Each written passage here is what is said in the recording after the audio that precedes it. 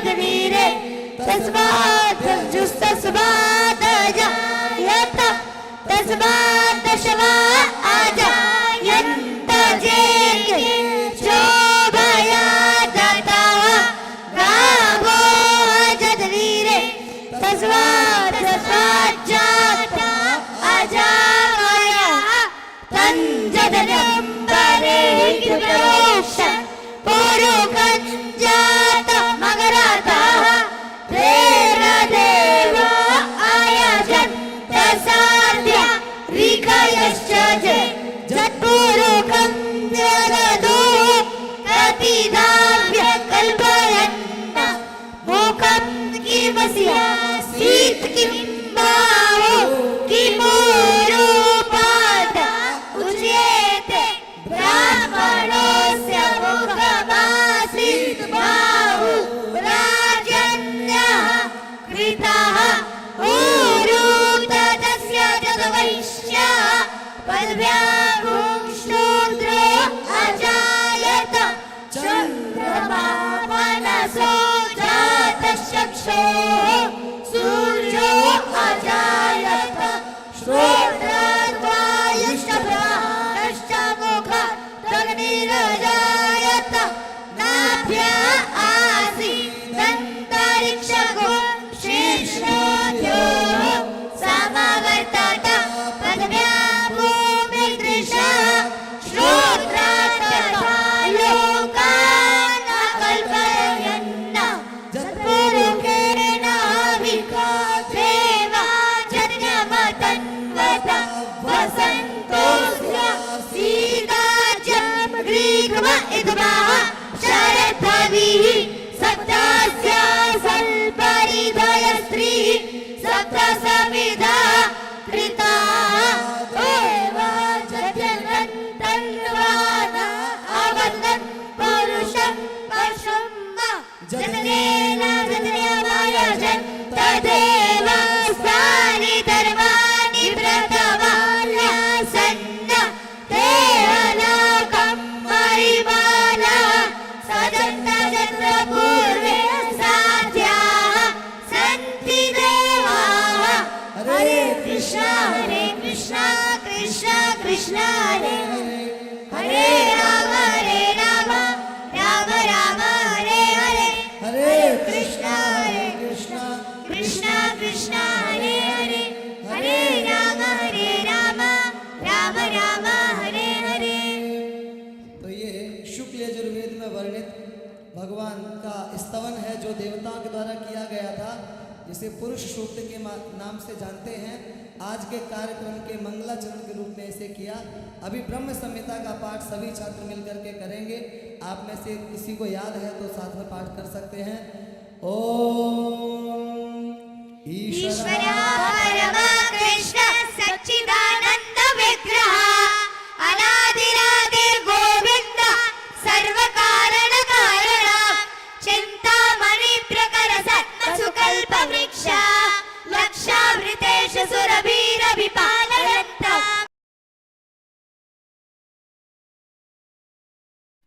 बार बार जा रहा है भैया, जल्दी कर लो यार, वो हिल रहा है वोल्टेज की।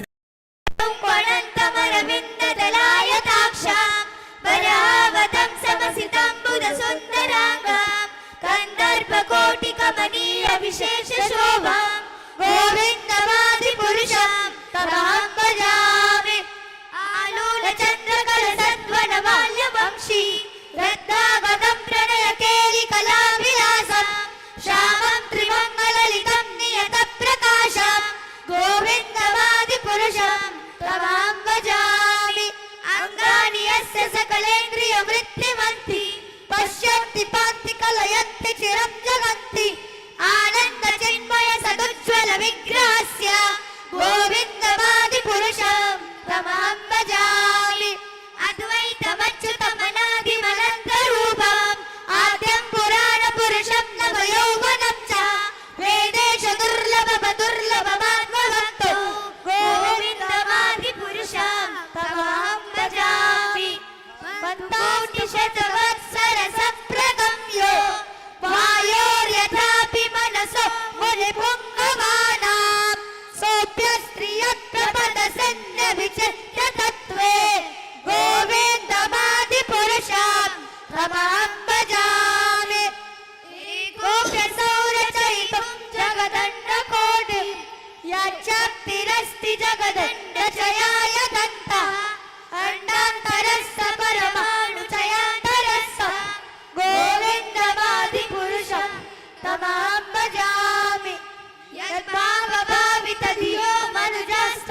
शिवम् सम्प्राप्य रूप महिमा कलया नभूषा सुधैर्यमेव निगमा प्रतितैस्तुवन्ति गोविन्दमादिपुरुषं तमहं भजामि आनन्द चिन्मय रस प्रतिभाविताभिस्तावीर्य एव निज रूपतया कलाभिः गोलोक एव निवसत्यखिलात्मभूतो गोविन्दमादिपुरुषं तमहं भजामि प्रेमाञ्जलच्चुरितभक्तिविलोचनेन सन्ता सदैव हृदयेषु विलोकयन्ति यं श्यामसुन्दरमचिन्तगुणस्वरूपं गोविन्दमादिपुरुषं तमहं भजामि रामादिमूर्तिषु कलानियमेन तिष्ठन् नानावतारमकरोद्भुवनेषु किन्तु कृष्णः स्वयं समभवत्परमः पुमान्यो गोविन्दमादिपुरुषं तमहं भजामि यस्य प्रभा प्रभवतो जगदण्डकोटिः कोटिष्वशेषवसुधादिविभूतिभिन्नं तद्ब्रह्म निष्कलमनन्तमशेषभूतं गोविन्दमादिपुरुषं तमहं भजामि माया हि यस्य जगदण्डशतानि सूते त्रैगुण्य तद्विषयभेदविकायमाना सत्त्वावलम्बि परसत्त्वविशुद्धसत्त्वं गोविन्दमादिपुरुषं तमहं भजामि आनन्द चिन्मय रसात्मतया मनसु या प्राणिनां प्रतिफलं स्मरतामुपेत्य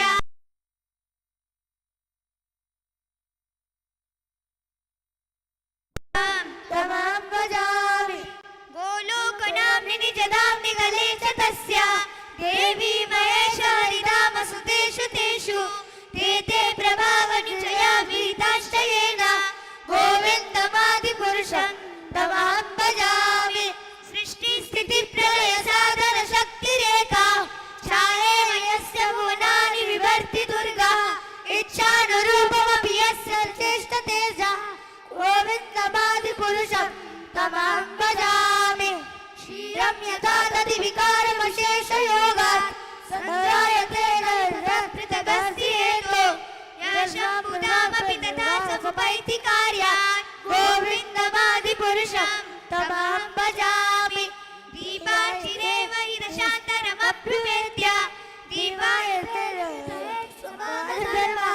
यस्तादृगेव हि च विष्णुतया विभाति गोविन्दमादिपुरुषं तमहं भजामि हरे कृष्ण कृष्ण कृष्ण हरे हरे हरे राम राम राम हरे हरे हरे कृष्ण कृष्ण कृष्ण हरे हरे हरे राम राम राम हरे हरे ओम तत्सत्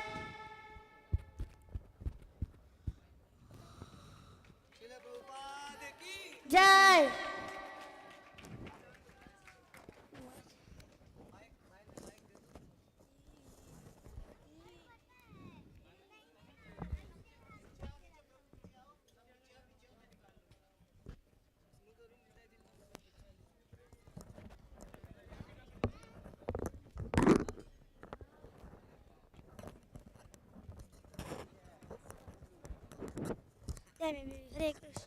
हरे कृष्णा कृष्ण कृष्ण हरे हरे हरे राम राम राम हरे हरे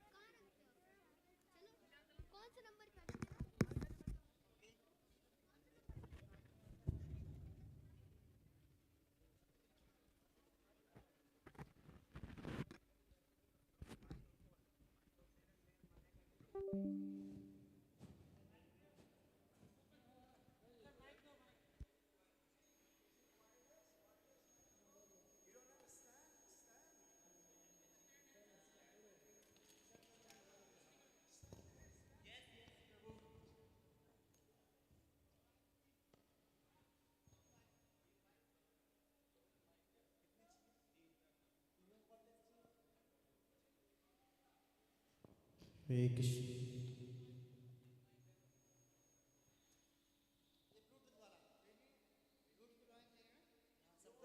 हाँ हाँ ठीक.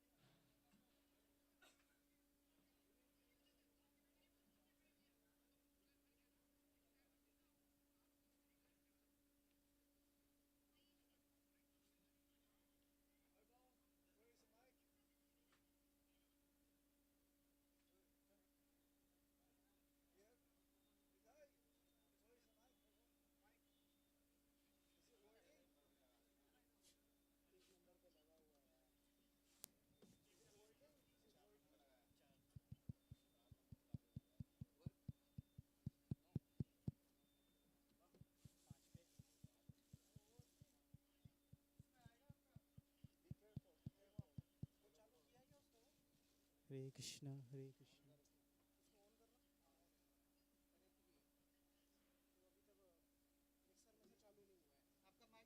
5 नंबर है ना. Hare Krishna, Hare Krishna, Hare Krishna. Hari, Hari. Where can I get it? Where can I get it? Hare Krishna, Hare Krishna, Hare Krishna, Krishna Krishna, Hare Hare, Hare Rama, Hare Rama, Rama Rama, Hare Hare. So, would like to thank the Bhaktivedanta Gurukul International School for their wonderful rendition of Vedic mantras. And that is the invocation for the 50th Golden Jubilee of our temple's opening, the inaugurated Ramnomi 1975 by Srila Prabhupada. So we'd like to ask His Grace Panchagoda Prabhu to be the official speaker to introduce this very, very special program we're offering to Srila Prabhupada and the deities. Srila Prabhupada's Golden Jubilee Ki. Anyway, we're very excited that so many devotees are coming together again to glorify Srila Prabhupada. It was a great victory to establish Krishna Balaram Mandir.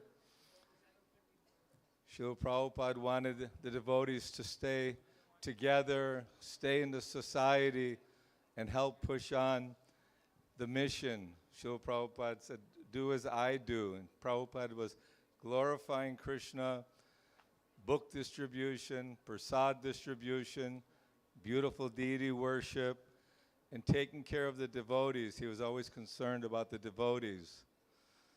So also, we have a project coming up, a devotee care project. In the next few days, I'll show a little sample of how we're going to further take care of Srila Prabhupada's family in Sri Vrindavan Dham. It's exciting to hear the early pioneers, their memories, and their service to Prabhupada, the mood of Srila Prabhupada. So I hope all of you are comfortably situated.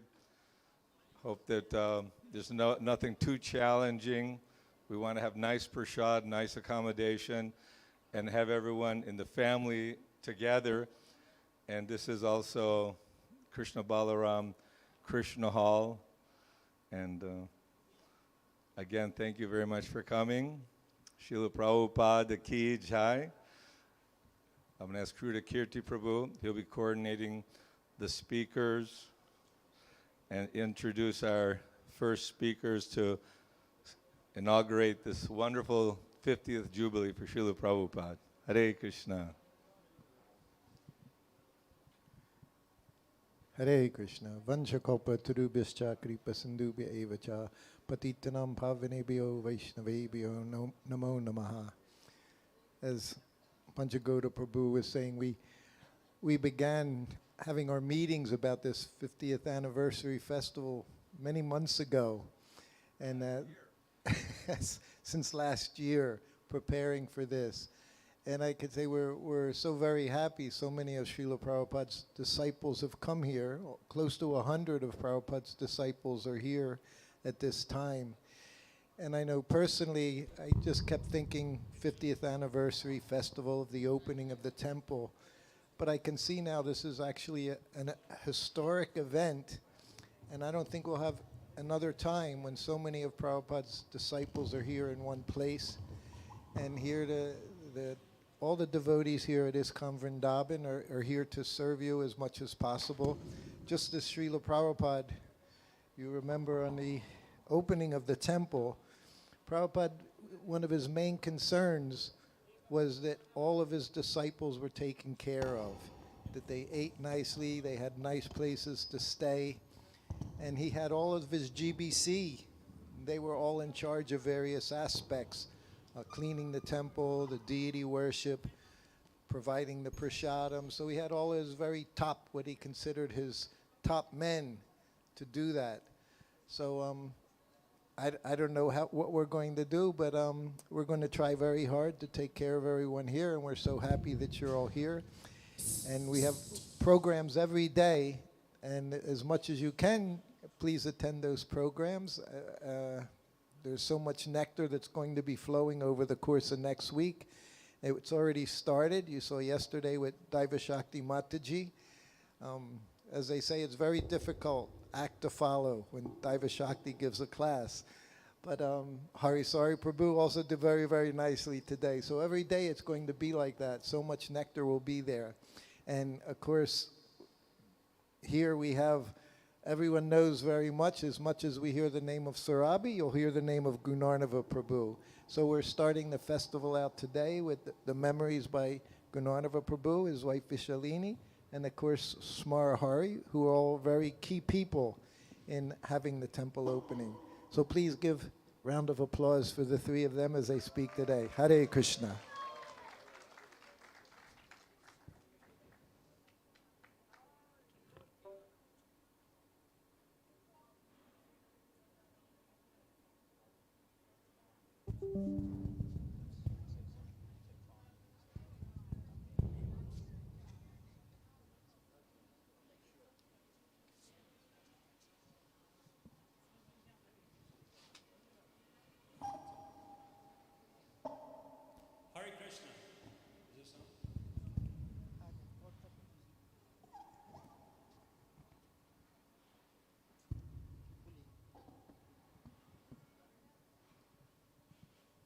Hare Krishna.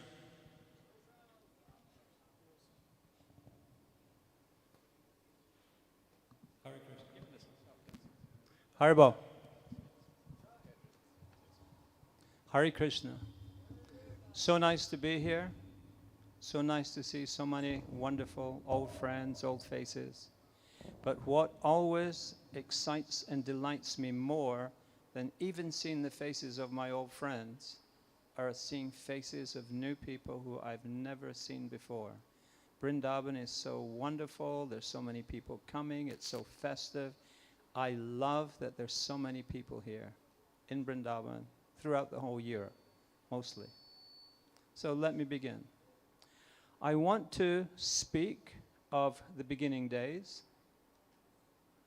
I will just give a few highlights because Srila Prabhupada was here often.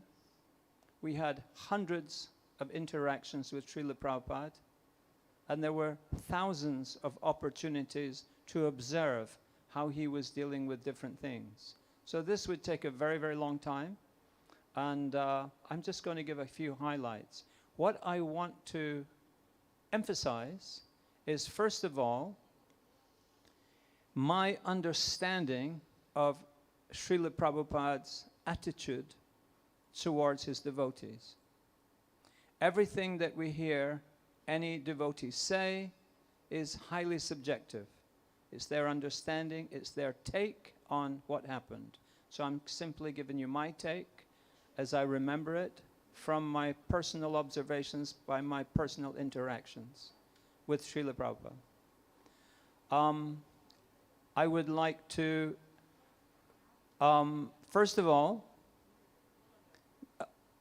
Srila Prabhupada's attitude towards his devotees, many of whom are here, many who are still around the world, and sadly, some of whom have now departed. Next, I would like to glorify Srila Prabhupada from things that I personally heard Prabhupada's Indian contemporaries speaking about Srila Prabhupada in a more appreciative way. Thirdly, I'd like to recount very briefly the circumstances in which Gananavar, my old friend, my brother from a previous life, how we came together in Vrindavan at the very beginning. We were the very first devotees to come from Europe. The year before, some American devotees had come. So we were the very first, and it was a surprise, to say the least. So I'd like to recount some of that. So, Srila Prabhupada's attitude towards his devotees. Once the temple was open, so 1976, in Srila Prabhupada's rooms, Satchidananda Das Brahmachari, a young man of about 35 years old, he came into the room. It was Prabhupada's habit to come to be in his room in the evening, to sit behind his desk and to chant japa. People would come into the room, look at Srila Prabhupada and chant their japa. Srila Prabhupada was very much emphasizing for the world, for his Western disciples, that they should regularly chant and try to chant without offenses, the holy name. So everyone was in the room chanting japa. Srila Prabhupada was chanting, looking at everyone was chanting. Satchidananda, he caught Srila Prabhupada's attention, like he wanted something to say. Srila Prabhupada said, yes. He said, Srila Prabhupada, I want to take sannyas. Srila Prabhupada replied, it's better you remain brahmachari. Not giving up, he said, Srila Prabhupada, he said, I feel I can do so much more seva for you, for ISKCON, as a sannyasi. Srila Prabhupada again said the same thing. It's better if you remain brahmachari. Not giving up, he said, Srila Prabhupada, I'm the only person here who speaks Hindi. My service is to go to the market every day to buy the vegetables. I just feel that I could be so much more useful as a sannyasi. Prabhupada said, it's better you remain brahmachari. He said, Srila Prabhupada, I've read the Chaitanya Charitamrita in Bengali. I've read the books of Bhakti-Vinod Thakur. I know the songs of Narottam Das Thakur, the various acharyas. He said, I feel I can teach others. I can contribute so much more by being a sannyasi. Srila Prabhupada said, it's better if you remain brahmachari. Exasperated, Satchidananda Das, he said, Srila Prabhupada, I've been my whole life, I've been a sadhu. My whole life I've been a sadhu, it's so I can take sannyas. His he was a student in Kolkata. He graduated. After graduation, he went to Haridwar and he lived in an ashram. So he had been living sadhu life, brahmachari life. When he first saw the devotees, he joined the devotees. So he was arguing that I am a sadhu, let me take sannyas. Again, Prabhupada says, best you remain brahmachari. Totally exasperated, he said, but Srila Prabhupada, you're giving sannyas to a young American boy, sometimes only 4 or 5 years in the movement. I've been a sadhu for so long. At this point, Srila Prabhupada, he stopped speaking in English and he replied to him in Bengali, both of them's native tongue. I don't know Bengali, but there was a Bengali devotee there. I quickly went over and I said, what is Prabhupada saying? Srila Prabhupada said to him, he said, these Western devotees come from such a degraded condition of life. He said, Krishna only sees their service. He does not see their faults. He said, you are coming from a Brahmin family. His father was a pujari in a Devi temple in Kolkata. He said, you are coming from a Brahmin family. He said, if you would fall down, this would be a great pity. He said, the best is that you remain brahmachari. He said, if you want to take sannyas, he says, first you get married for some time, then you can take sannyas. So, in the very first Hare Krishna movie, there was a girl who was singing in a very operatic style, Om Purnam. She came to Vrindavan, and we called her, oh, there's the Om Purnam girl. So she got Satchidananda to teach her harmonium lessons. They would be in the temple room in the afternoon, since it closed at the Nunarti, until they were learning together. And very soon, she had invited him to come to Canada. They got married. He went to Canada. She gave up Vaishnavism after a short time. It wasn't for her. And he stayed there. He got a little immigrant's job, and he stayed there for some time. He never took sannyas. He was, and I haven't heard of him for some time. I presume he's passed on now. But I never ever forgot that thing that Prabhupada said. These Western people, they're coming from such a degraded background. Krishna only sees their service. He does not see their faults.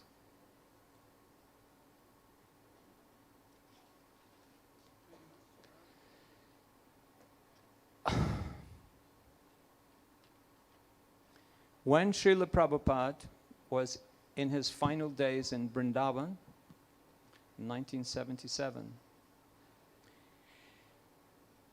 devotees would come and see him from all over the world. I was Prabhupada's palanquin carrier. He would go to the temple every day. And he also lived upstairs where it was cooler. And I would carry the palanquin with Prabhupada in the palanquin up the small stairs up to the roof. Somehow or other, with my physique, I could carry it easily. So that was my service. So I spent a lot of time in Srila Prabhupada's room. I would fan him. I would do different things. So I was fanning Srila Prabhupada. And when I think of fanning and the fly whisk, something amusing comes to me. One time, Srila Prabhupada, he was sitting on the Vyasa in the temple room, about to give Bhagavatam class in the morning. And there was a fly which kept flying around and landing on his glasses and attracted to his face. And Prabhupada was, so he looked at the boy, a young American boy, who was with the fly whisk. So this boy was making perfect circles up in the air. He was looking at it. This was his opportunity to show his fly whisk skills. He was spinning the thing and looking at it, and it was making circles. Very, very graceful, as pujaris are wont to do. And Prabhupada was looking at him, and the fly, and the devotee didn't understand. It was a fly whisk. He thought it was ornamental, and he wasn't paying any attention to the fly, and Prabhupada was trying to get started to speak, and the fly was bothering him. So Prabhupada finally, he took the whisk from him, and he said, do like this. And he was just showing what is the why. It's like from the cow's tail. And the cow, you see, he whisks his tail, and he moves the cow. It's a whisk. So the boy was given to understand it was, and Prabhupada was showing him how, and he gave it back. But then still, he couldn't quite get away from making his circles. So he was still trying to, and then give a little whisk on the side, and he was completely. So I would fan Prabhupada, and I was in the room. A lot of us were in the room at that time. And Srila Prabhupada was laying in his bed. And as the devotees came in their cars from Delhi, from the airport, immediately they would go in to see Srila Prabhupada. And Prabhupada was lying there, and he would smile. He was weak, and he would smile. And I was so amazed because Srila Prabhupada, each and every time, he would recount when was the very first time he laid eyes on this devotee, or the very first incident of service. One devotee, he said, when I was in Matchless Gifts, and I was sitting at my little table, and my feet were underneath on the cold floor, he said, I saw you noticing this, and the next day you brought in a mat for my feet to keep my feet warm. He said, I remember, and Prabhupada described the mat, what kind of mat it was, and this was a gift of love from, and Prabhupada remembered, and I went, wow, just. And another time a devotee came, and he was down kneeling and Prabhupada rubbed his head. And he said, I remember when I did that program at that university, at that college. And he said, you asked a question. He said, it was a very nice question. And he said, as I was answering your question, he said, I was thinking, this is such an intelligent boy. He will make a very nice devotee. So each and every, the first moment that Srila Prabhupada, he remembered. I was just so amazed that Prabhupada had this perfect recall and appreciation and gratitude, and how he had, as much as possible, guided and instructed individually different devotees to do different things. And I was just so impressed by this. Srila Prabhupada's personal interaction with each and one of those, stretching over a decade.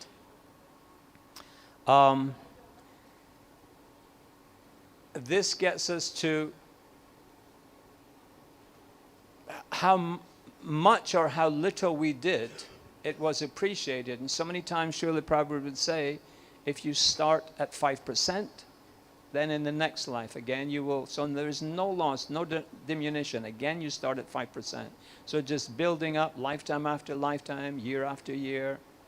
It's just an accumulative process which is never, ever lost. In those days of building the temple, in the early 70s, the rate of exchange for the American dollar, because initially all of the money was coming in from American dollars, from people doing Sankirtan, selling the books. A portion of the money would go to BBT, and a portion of their money would go to come to India for the building projects, which was primarily Vrindavan at that time.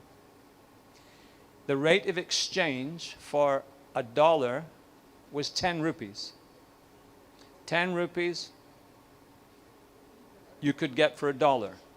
So that's 1,000 paisa for 100 cents. Or 10 paisa for each red American cent. And 10 paisa was the cost of a house brick to build the temple.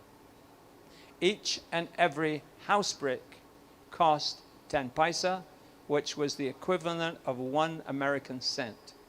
So every single devotee, primarily in North America, but around the world, every single devotee who ever went out and distributed any books in the 70s, at that time, in the early 70s, many of you, every cent bought a house brick and helped to contribute to this temple. So Rabbi Maharaj, he told me, he said, what we have now is the third set of plans for the temple. He said the first was very, very humble because there wasn't much money. Money was just trickling in. He said it wasn't very much money. He said it was just a simple, like the Radha Damodar temple, just a simple temple, simple. He said that there was going to be 6 rooms around the courtyard.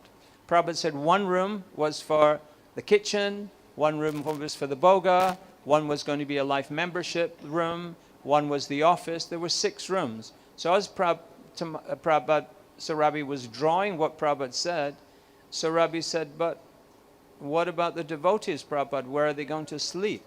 Prabhupada said they will sleep in the courtyard at night, and in the morning they will roll their bedrolls up and put them on the roof of the one-story building. That was the original plan. That was according to the budget. It wasn't until Guru Kripa Prabhu went to Japan and the money started coming in. As soon as the money started coming in, Prabhupada had Sarab made a two-story building and this and that. There was more money. And then when it showed what was Guru Kripa's prowess, what was his leadership ability, how much he could fire up the boys, not that he collected everything, but Banu Bhatta is here. So many wonderful, amazing heroes collected money, and that was when there was a guest house, there was a Krishna, that was the whole situation. So Saurabh told me, he said, this is the third set of plans. So there was so many heroes, so many Shiros, lady heroes. In the Western world, they were collecting much more money than any of the men ever.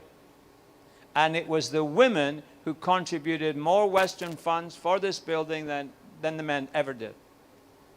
Thank you very much.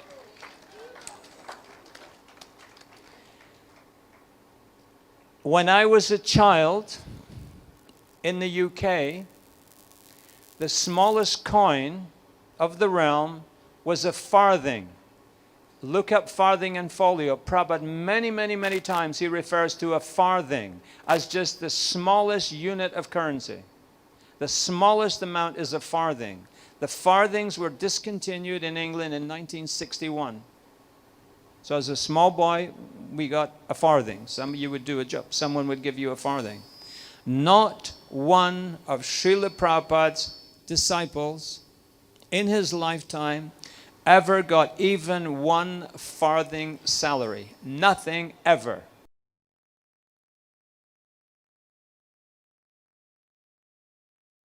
Had two saris, one to wash, one to wear. So the amount, those of you of successive generations, you have to understand that all of this work was done manifesting something from nothing with absolutely no incentive of salary to get paid for what you were doing. This was done out of love. This was done out of gratitude to Srila Prabhupada for the transcendental teachings he was giving. This was bhakti. This was pure bhakti.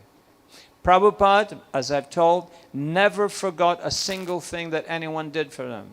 And Krishna never saw the faults in anyone was doing, only the service that they had done.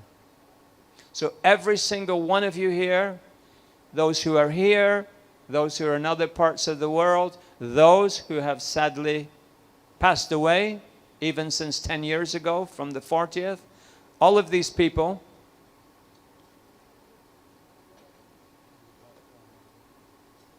all of you, I would like to extend a wonderful thank you to all of you, and I'd like everyone here at the back to give a big round of applause for these wonderful, magnanimous, selfless devotees. We're doing okay?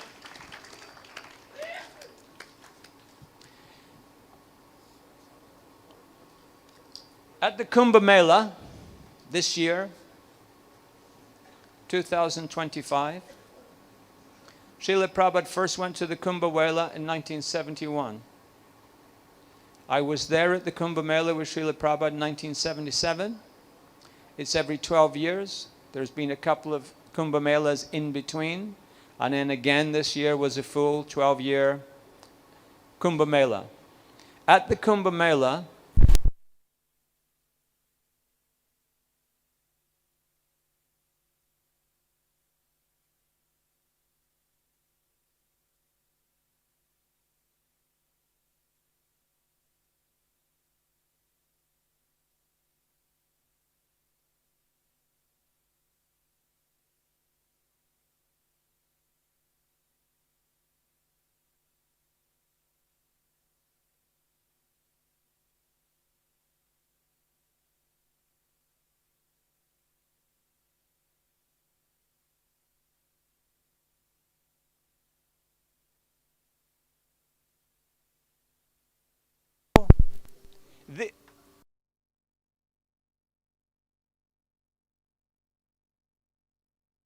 Latin and Greek words.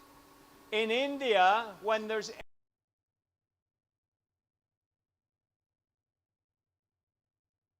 they give it a Sanskrit word, Vishva Acharya. The word Vishva means the entire creation. Nowadays, the scientists are thinking there's 100 billion galaxies. And each of those galaxies, they're estimating, have 200 billion stars. That's as far as they understand to date. That's as far as their instruments can reach at this point. That is the Vishva. The Vishva Acharya is the person, foremost person, who, in the opinion of the Mayavadis, it's not an in-house title that we have dreamt up. The Mayavadis, the head pontiff, he is saying Srila Prabhupada is the Vishva Acharya. No one has ever done what Srila Prabhupada has done. One time, here in Vrindavan, I was at a particular guest house ashram looking for a friend who had arrived from Europe. He wasn't there. It was about lunchtime. I was waiting. I was thinking he's probably been invited for lunch somewhere. Should I wait? Should I stay? I thought I'll stay for a little while. I was chanting. And then I noticed a breach in the wall, the boundary wall, and there was some construction going on behind. So I, curious, I just went and had a look. There was a gentleman there. And he, I won't mention his name. I will. It was Mr. Patak. And the place I was, we called it Temple Gardens. The locals called it Patakji's Bagicha, Patak's garden. There was a breach. He had another piece of land. He was building units. And he went, he said, "Oh, are you interested?" I said, "No, sir, I'm just killing time." And I explained what I was doing. And I made some references. He said, "Oh," he said, "you've been here a while." And I said, "Yeah." And he asked when I came. I told him I came at the,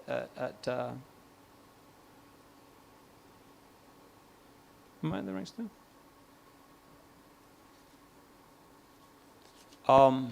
Hold on.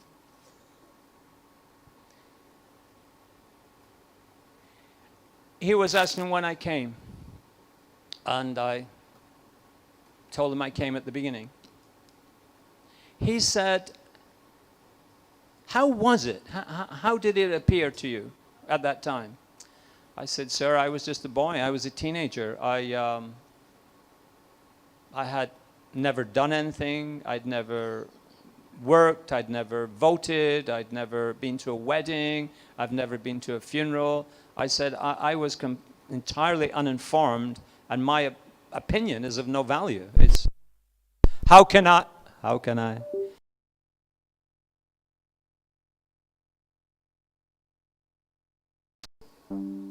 How did it appear to you?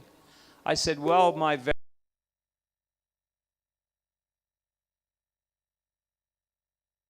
decaying and deteriorating, and it looked like no one was spending a single rupee anywhere. That's how it looked to me. And he stopped, and he considered, and then he spoke, and he said, "Prabhu," which really surprised me, because he was a Brahmin, he was from a wealthy family, they were very politically connected. They were the representatives of a big industrial family in India. Any of their doings they did through this family. They did very well politically connected. They were wealthy. So when he said Prabhu, I was surprised. He said it was much worse than that. He said any money that did come into Vrindavan, he said there was a mad scramble. People were grabbing with both hands and thrusting it deep into their pockets. He said it wasn't until Bhakti-Vedanta Swami established such a high standard of worship in the Krishna Balaram temple, he said he forced every single temple in Vrindavan to raise its standards. Srila Prabhupada ki jai. So not only is Srila Prabhupada responsible for the magnificent standard of worship that we have in this temple, but that he was also instrumental in raising the higher standard of the entire Vrindavan town. I'll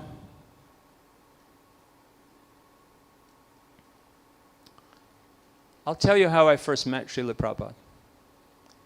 Saying before that Prabhupada never forgets and he knows exactly your first service and so on. I was a young boy. My intention was to go to Southeast Asia and live in a monastery. That was my intention. I left my native land. I was in London looking around. I met the devotees. I liked the devotees. I had this monastic intention in mind. I met the devotees. I didn't take them too seriously. I met the original 6 who I liked, but there were others. And I soon realized these people are students. They haven't done this very long. They don't really know so much what they're, it's about. But then they told me Srila Prabhupada was coming. So then I thought, right, I'm going to see Srila Prabhupada. When I turned up in the morning, it was the next morning, or 2 days, Srila Prabhupada was coming down the stairs, buried place, just to go out on the walk. So I thought, oh, good. So I just nipped in on the walk. There was about 6 or 8 devotees, maybe 8. And they were walking, they went round the corner, round to Russell Square. And then it was a narrow path, and it was gravel. So they quickly grouped, and I had no idea, and I was left behind. So I was behind everyone. And then I wanted to hear what Prabhupada had to say. I understand he's the master, this is important. Prabhupada was speaking. I could hardly discern what he was saying because there was a scrunching of 8 or 9 people's feet on the gravel. And Prabhupada was speaking in this thick Bengali accent, which I was unaccustomed to. And so I was walking behind, and I was craning my head forward and turning it to try to hear what Srila Prabhupada was saying. So as I was walking like this with my head close to Srila Prabhupada to try to catch what he was saying and decipher what he was saying above the scrunching noise, my foot caught the back of Prabhupada's slipper and caught it. And Prabhupada walked out of his shoe. So Prabhupada walked a couple of steps without his shoe. He turned around and looked at me. He looked at his shoe, which was there.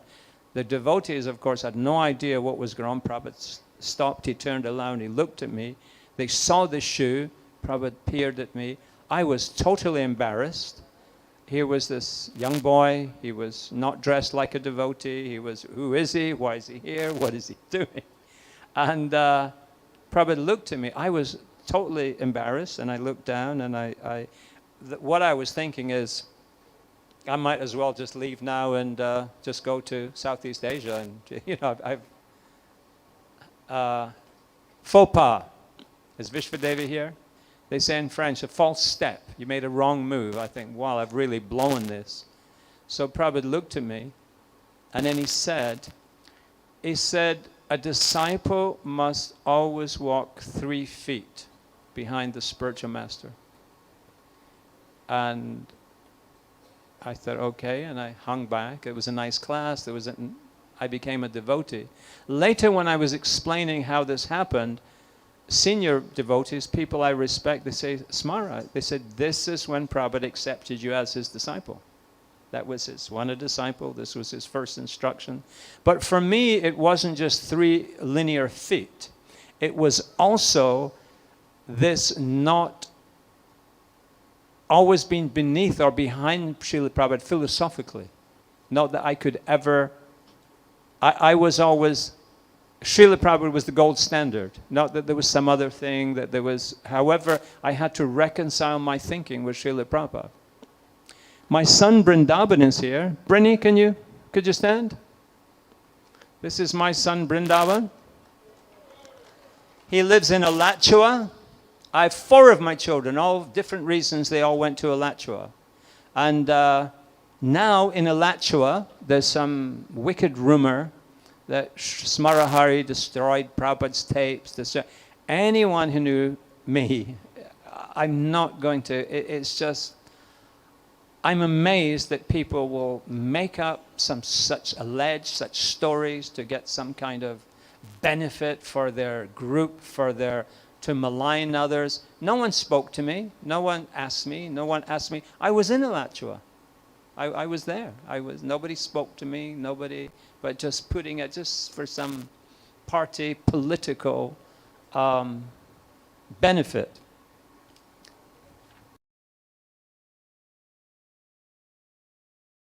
That my thing must come to an end now. Give the punchline of another story. The first temple was Hyderabad, so Rabi Maharaj actually was the architect, and he went from there to Vrindavan, from Vrindavan to Bombay. But we were on a traveling party with the Chutananda, going town to town, village to village, collecting, and we did a program at the Udupi Krishna temple. We had a program, so on, they saw our film. The chief pontiff there was Vidyaman Tirtha. They have a system in which he has a junior and he trains his junior. There's always 2 in the line. They don't travel together. Anything happens to him, the junior, the line is intact. As well as training his junior, he was training 3 of the other juniors. He had 3 different PhDs in Sanskrit, different aspects of Sanskrit, very erudite man, we showed the Hare Krishna film. When the lights went on, everyone turned to him to speak. He said, the subtle body extends 1 meter beyond the gross body. He said, this is a sphere of influence. This is why we don't let anyone in proximity to our children, and especially our young gurus. He said, this is why we only preach in our own communities. He said that this is why we don't go to the Western countries.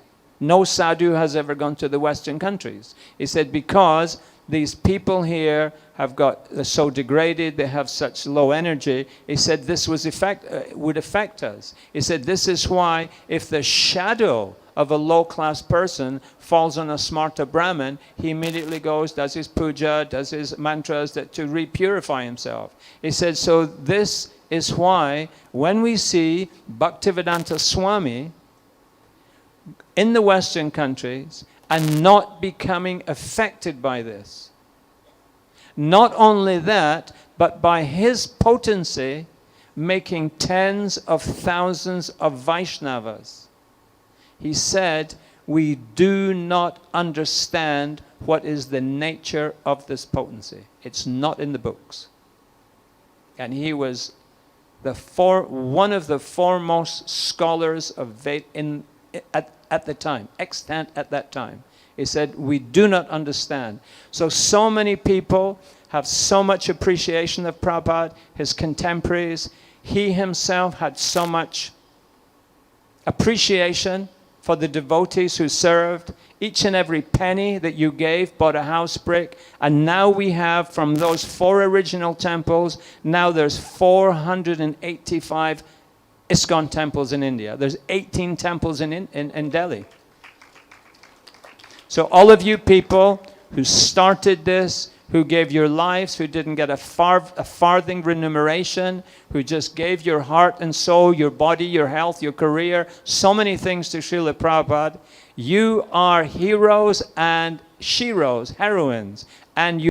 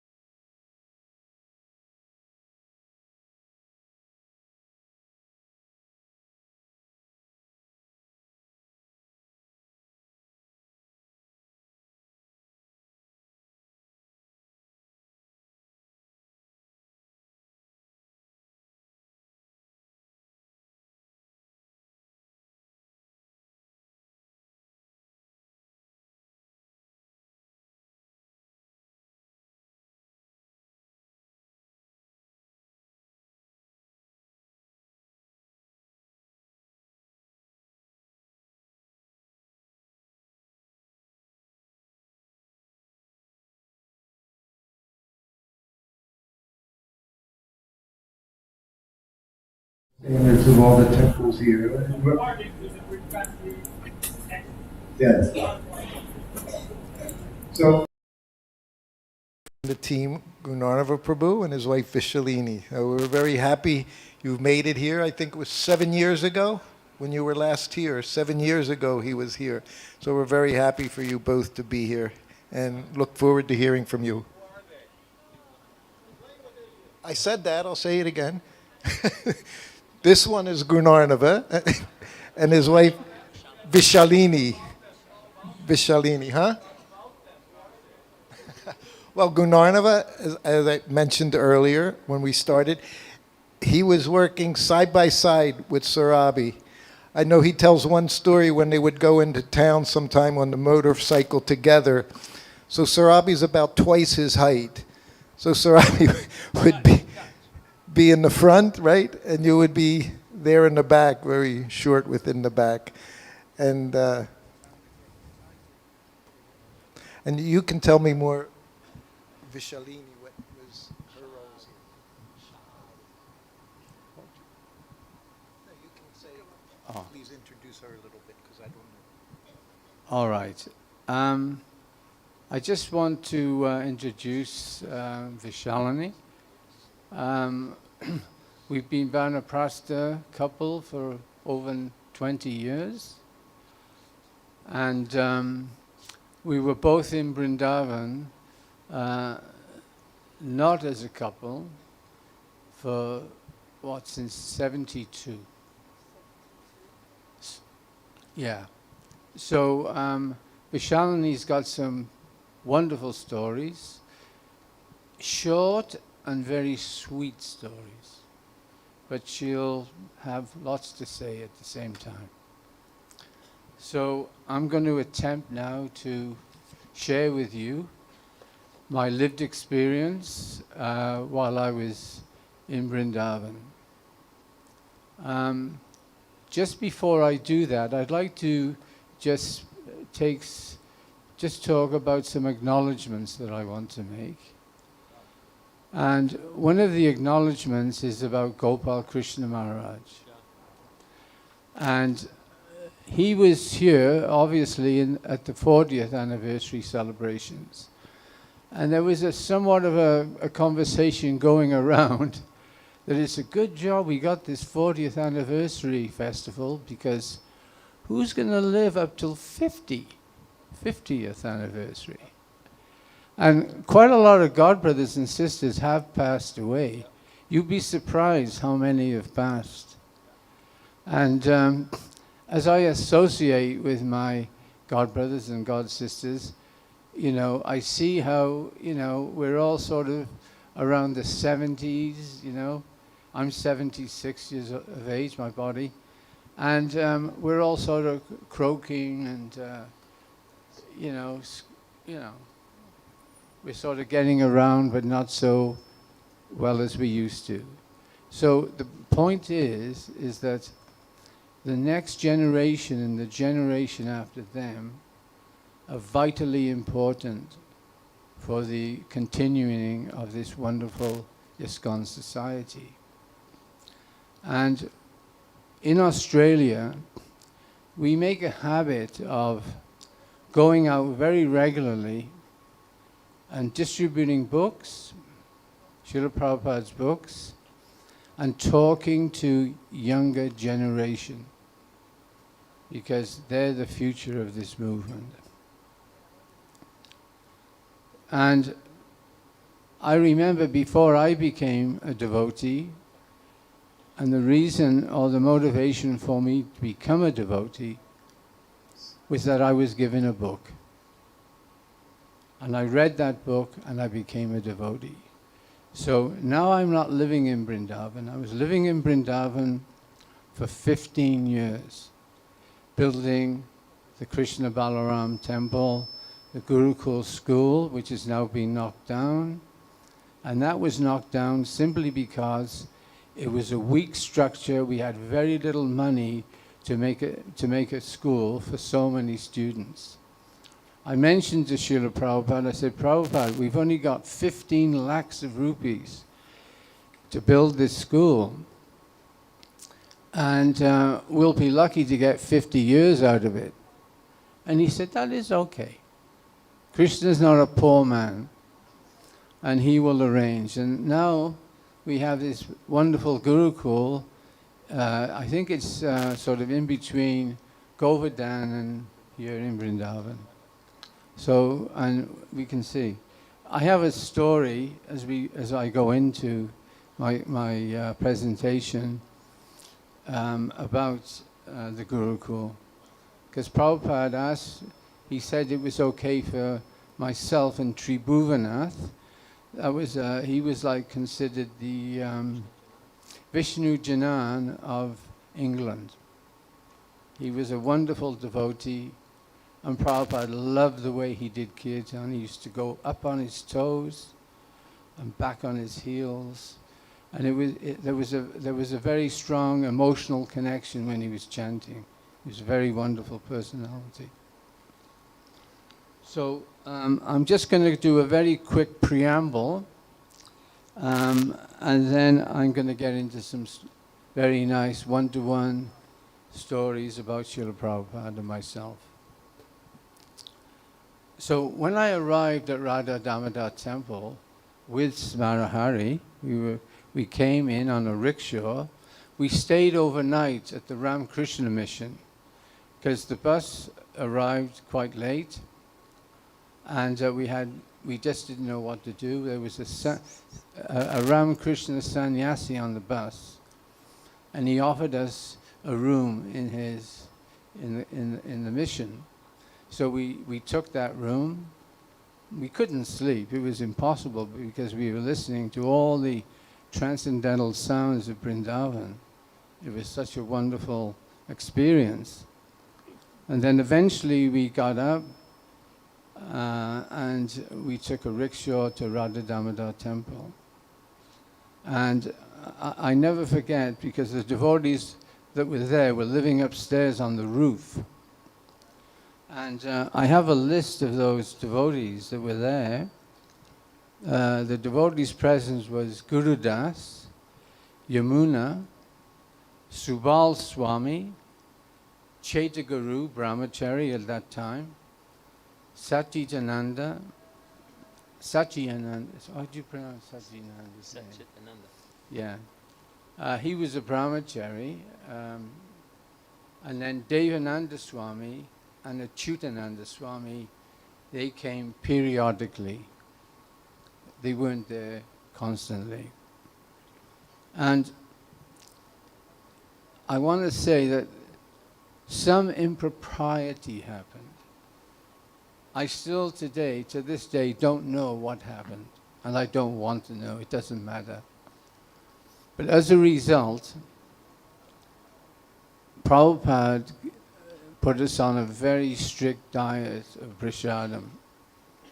And I'm just going to share with you, in comparison to what we're eating now in all these restaurants that you see, you know, there's a restaurant, there's an ISKCON restaurant in Mathura, there's one here at the Goshala, and there's another one at underneath the guest house, as you know. Oh, an MVT also, yes. So you can see the quality of prasadam that's on offer today. But what was on offer in 1972 when I arrived at the temple? Right. Smaras just whispered in my ear, 1 rupee, 25 pice per head. Per person per day. Budget. Anyway, because of the impropriety, it was even more austere. And I just want to describe to you what happened. So I would have to walk from the temple into Loy Bazaar. I didn't even have paper rupees. I had coins, paisa. And I'd go in and I'd purchase 6th to 7th class chira. And that was put in a newspaper bag. And I'd walk all the way back to the temple or to the land. And I'd have to wash that chira for at least 12 times before there was clear water. Now, I don't know if any of you have done that. Flat rice. Have you ever had 6, 7 class flat rice, chira? No, there's no one saying there. Anyway, so we had the chira, there was no sugar, and there was just a very small portion of buffalo yogurt. And if we were lucky, we had a very small piece of gora. And that was the breakfast for 2 months, every single morning. And then for lunch, particularly in this particular season, it was Loki. I don't like Loki now.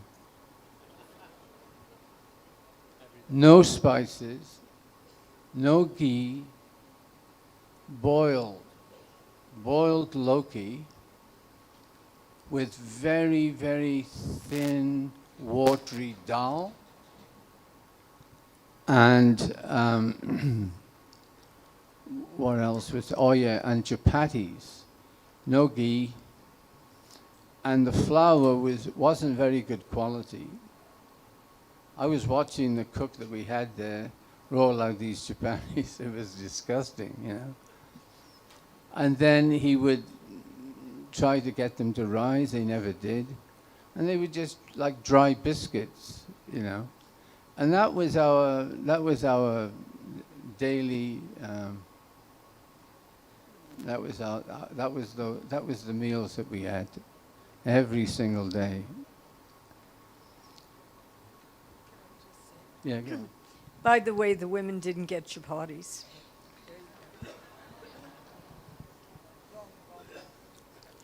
She said wrong body, right? So initially we stayed upstairs with the rest of the devotees on top of Radha Damodar temple. And we used to have these cots. We used to have these rope cots. We used to lie on the cots. But I have to say, on the other side of it, Vrindavan in those days was very beautiful. You could go out a little bit and pick wild fruit from the trees, mulberries. And I remember Anand Prabhu, he was Srila Prabhupada's disciple who came to live with us. Sorry, godbrother, he was Prabhupada's godbrother, sorry about that. And he was an incredible cook. And what he used to do, he used to go out, he didn't go to the bazaar very often. He would go out and he would go into the forests and he would know exactly what to pick. And one day, he was concerned about our health. So he went out and he did something, and then the next morning, he indicated that we should go into his room, and we went in his room, and he gave us these balls, like I thought they were sweets, right, to eat. And basically, you know neem, right, leaves, you know how bitter they are. He had brought back even more bitter leaves than neem. I have no idea what they're called, but he knew them. And then if you lay them out, if you lay these leaves out, on top of the leaves there were at least 10 to 12 peppercorns, right? And they were all wrapped up like a parcel. And the light wasn't very strong when he called us into his room. And he said, go on. And he was indicating, go on, start it. And we started chewing on these parcels. And within, I would say, 30 seconds, I spat everything out onto the floor. I was heaving. I thought I was going to to vomit. I looked at Sarabi, he was in the same process. He was like, and he's taller than me, and I thought, well, I hope he doesn't vomit all over me, you know, because we were quite close together when we were chewing on these things. And then Anand Prabhu, he started laughing. And then he thought, right. So he indicated, because he spoke Bengali, he didn't speak English. We spoke English, but we didn't speak Bengali. But we communicated really well. It was amazing how we were able to communicate. So we went in next morning, and what he had done, he had crushed all the peppers, the whole peppers, and we still had the same leaves, but he mixed go with it, lots of it, and then it became a sweet ball. And we were able to take those sweet balls, but they were really good for our health. You know, it really kept us from getting colds and flu, and it was really good. So that's another little story.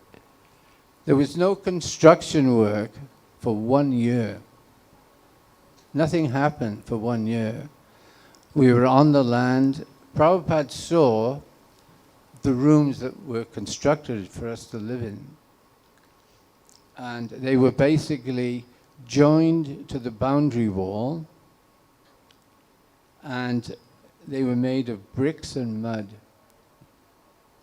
and then rendered or plastered inside and outside with cow dung, which was beautiful because it's very antiseptic. And that also stopped a lot of insects and creepy crawlies or whatever tried to come in. So when Srila Prabhupada saw these rooms, he said, "This is Goswami living." I think I had 2 dhotis, and I didn't even have a kurta. They were like just tops, short sleeves tops, like a t-shirt. And I just had, choppals to wear. We were living very austerely. Gurudas and Yamuna, they were still living in Radha Damodar temple. But eventually, when the work started happening, they would come out. They were renting some very humble property in Ramanreti. So we were all going to the program. We'd have a very nice Mangalarti, and because besides the 3 rooms that we had, there was another room that was made for kitchen, storage, and also to eat prasadam and also have Mangalarti. We had pictures of Gaunitai, Panchatattva, and the Guru Parampara. And that was our life. And things only started really happening until Sarabi came at the beginning of 1973. And Guru Kripa volunteered to go to Japan and collect the money that he collected. And he would come regularly. Well, I'd say, he'd come at least 3 times a year to Vrindavan to get respite, to go back again. And I remember he came one time and he had all this money, cash. I didn't know exactly what it was, but it was a lot of money. And he went into Srila Prabhupada's room, where Srila Prabhupada was staying. Srila Prabhupada, when he came first to Vrindavan, he was staying at the Radha Damodar temple in this very, very simple 1 room with the kitchen attached. It was a very humble room that he was living in. And then he moved to the land, and he was staying with a politician called Seth Bisanchand, who knew Srila Prabhupada. He was a Shivite, and he worshipped a Shiva lingam in his home. And Prabhupada was saying, I don't feel comfortable with this person. a house to live in. I'd like a nice dwelling to come to. So the first thing we did was build Srila Prabhupada's house. So eventually we had it about 95% ready. Srila Prabhupada wasn't going to wait around any longer. Time was up. So this particular morning, Srila Prabhupada arrived. It was a beautiful sunny morning. It was about 8 o'clock in the morning he arrived. And Srila Prabhupada got out of the car and he was dressed, like he's always dressed. He has his saffron dhoti kirtan. But he had this beautiful woolen cardigan, this white woolen cardigan. And it contrasted his aura, that golden hue that Prabhupada would always have. And so Prabhupada wouldn't feel inconvenienced, what we did, we basically didn't have a floor. There was no concrete floor in the main area. So we filled it with sand, and then we soaked the sand, damped it down so it was firm, and then we had plastic sheets, rubber sheets, we had durries, we had white sheets, and so many layers. And I guess it was about 6 inches at least thick to protect Prabhupada from getting a cold or anything. There was no damp coming through. Prabhupada was only there for 2 days. Anyway, Prabhupada was smiling, and these smiles that Prabhupada sometimes would have, he smiled so broadly that his mouth almost reached the sides of his cheeks. And you could see all his teeth. And Prabhupada looked beautiful. He had such a beautiful ambience about him. Anyway, we all followed Prabhupada into his room. He was very happy to see his house. Sarabi made an incredible house for Prabhupada. If you go to every room and see how it's all put together, it's an amazing house. Anyway, we had kirtan. Kirtan was, there must have been about 15 devotees or something like that. But we had a beautiful kirtan. Prabhupada spoke for 3 or 4 minutes. And then Prabhupada said, so you all go and to your services and like that. So we were walking out of the room. And Prabhupada said, and before you go, someone clean up this mess on the white sheets. Because, we'd been dancing and lots of dust from the feet and bits and pieces. You know how things go. So all of a sudden, there's one devotee, he's an English devotee, his name's Charanarvindam. Very tall, very blonde, big seeker, He built Prabhupada's lotus pool in Prabhupada's back garden. Yeah. And he said, Srila Prabhupada, that's not mess. That's the dust from the lotus feet of the Vaishnavas. And I was thinking, oh my God. What's Prabhupada going to say now? Prabhupada, my memories of Prabhupada, working with Prabhupada in Vrindavan, it was the thunderbolt constantly, 95% thunderbolt, because of the pressures that Prabhupada was under that we weren't completely aware of. So to be so flippant like that to Prabhupada, I thought he was going to get angry. Prabhupada, that's not a mess. That's the dust from the lotus feet of the Vaishnavas. Then Prabhupada says, just see how advanced he is. I'm thinking it's mess, and he's thinking it's from the lotus feet of the Vaishnavas. wow. So he said, so now you just carry on and you go out. So we started to go out again. I thought, oh, he hasn't said anything. Started to go out, and then Prabhupada said, oh, and by the way, clean up this mess.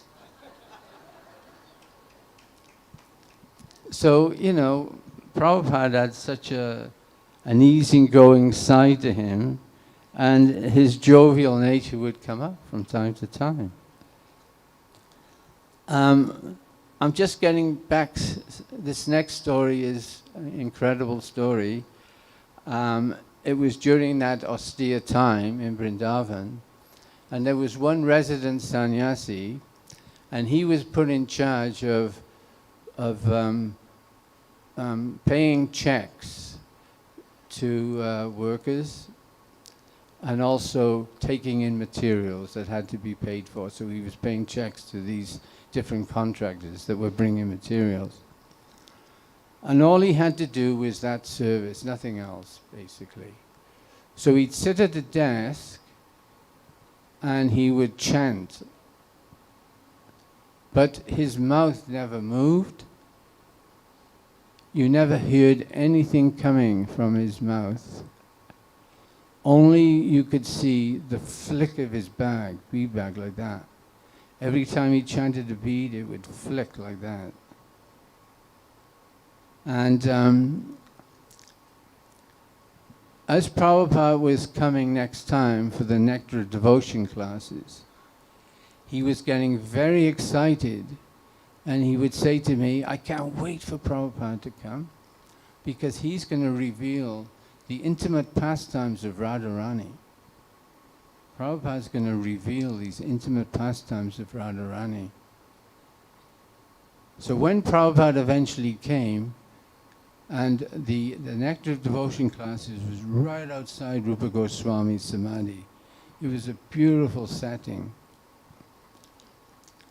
When Prabhupada started the classes, from the beginning to when Prabhupada stopped or finished the classes,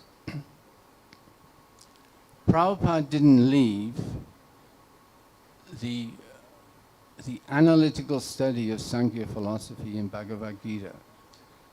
You go 2/3 into the first chapter, and then another 3/4 of the second chapter is all about the analytical study of Sankhya philosophy, the material nature, the spiritual nature, and controller of both. So every day, Subal Swami was getting more and more and more frustrated. And you could, you know, the face is the index of the mind, and you could see he was starting to get really flustered.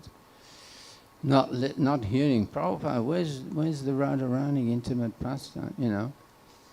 So he got so frustrated that one time, he was living in the next room, in these rooms that were built on the land, and I could hear him moving about his room. It was about 1 o'clock in the morning.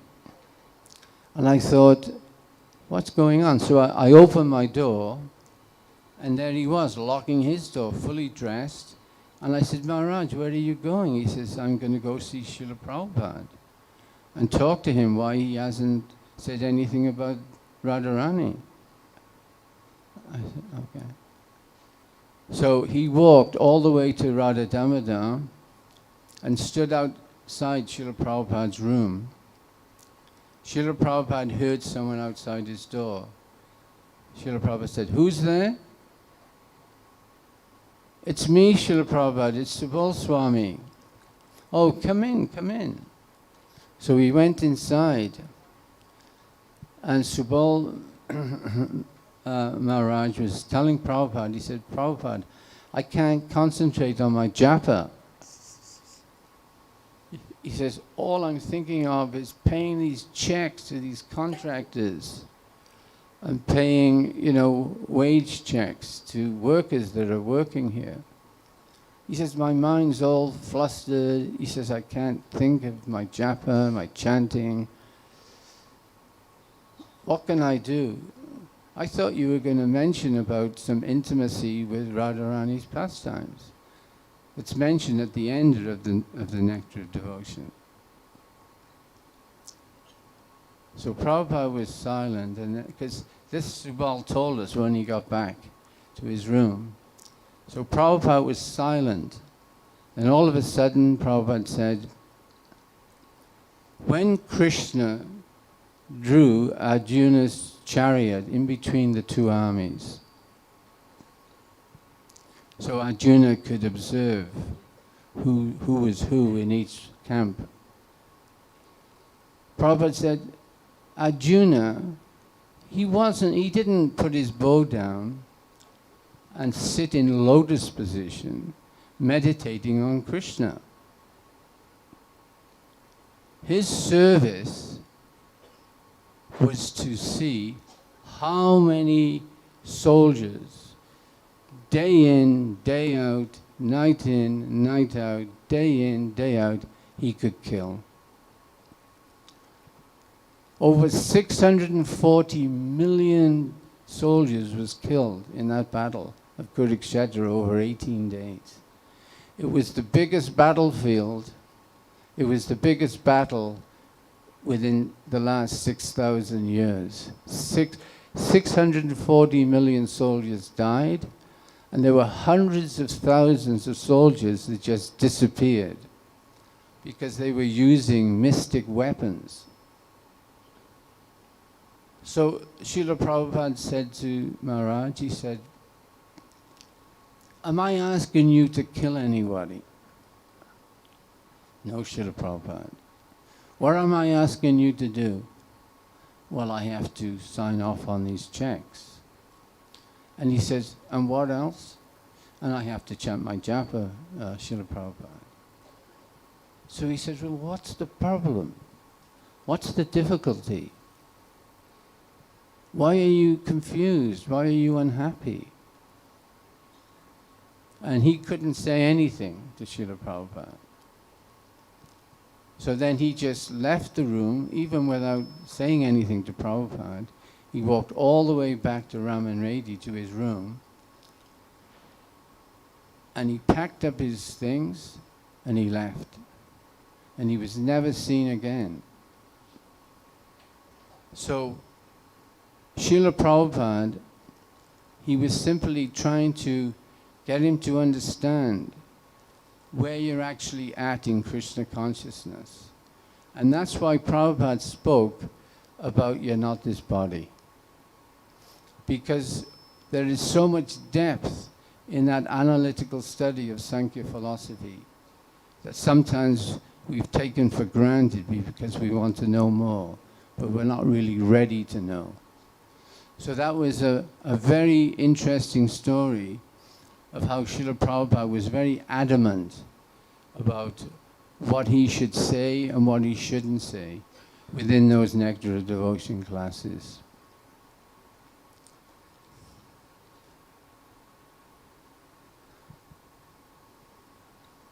It's surprising sitting here in front of all these wonderful Vaishnavas and telling these stories and just talking to you, how time seems to go like it's, I mean, how long have I been speaking? 5 minutes.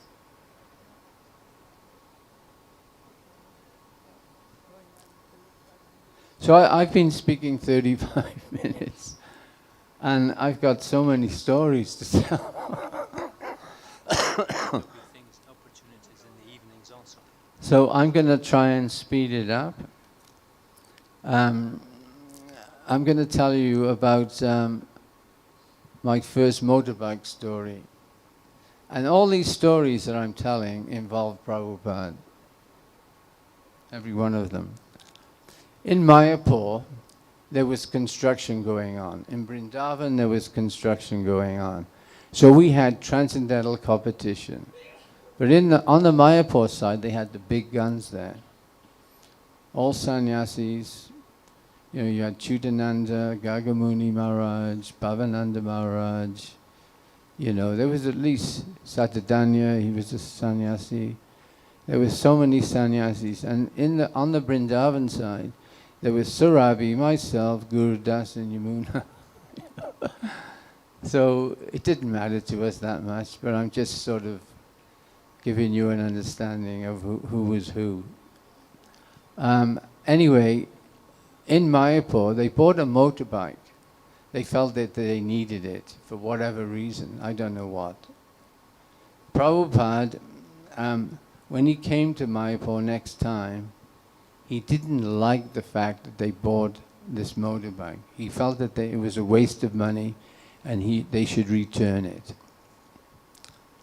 But in Vrindavan, I bought a motorbike. And I was fully aware that Prabhupada didn't like the motorbike in Mayapur. But all we had to get back and forth to Mathura, and we had to go there many times to get cement quotas and different things, was a rickshaw. A rickshaw going back and forth in those days, it was like a 2-hour journey. And sometimes in the hot sun with the low winds, it wasn't nice. So I bought this motorbike, and it was such a relief. You could do things so much quicker. Anyway, Srila Prabhupada was due to come, and I was anticipating Prabhupada calling me in his room and telling me what a nonsense I was for buying the bike. So he came, and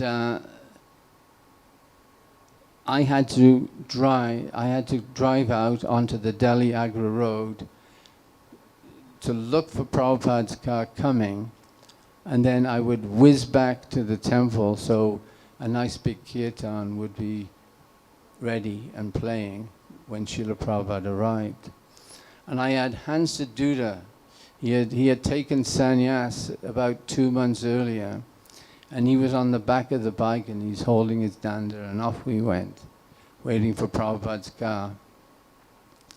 Unfortunately, on the bike in those days, the motorbike, it was a kickstart and not an easy electrical button start on the handlebars. So what happened, while we were waiting for Srila Prabhupada's car to come, I stalled the bike, and the bike wouldn't start.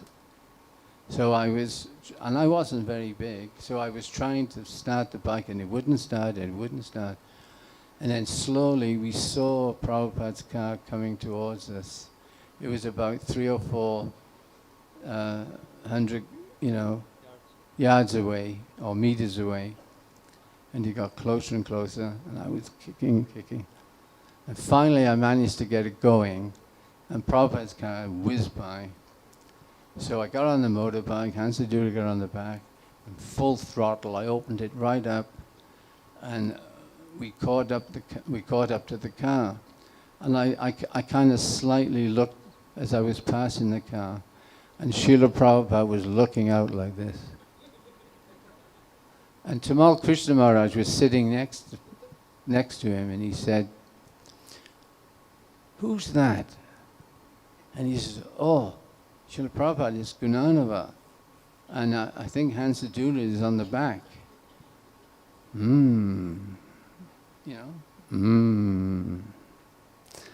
So got the kirtan started. A couple of minutes later, Prabhupada's car arrived. Nice kirtan, everything hunky-dory. And I was just in anticipation. I was in anxiety. I was thinking Prabhupada's going to be very upset with me and displeased. So nothing happened the first day. Second day, nothing happened. Didn't get any call to go in and see Prabhupada. Third day, after Mangalati, Prabhupada wanted to see me, and it was slightly raining outside. It started to rain. So I went in to see Srila Prabhupada, and I was waiting, and come. So I stayed by the door initially, but then Prabhupada wanted me to come right up to his table.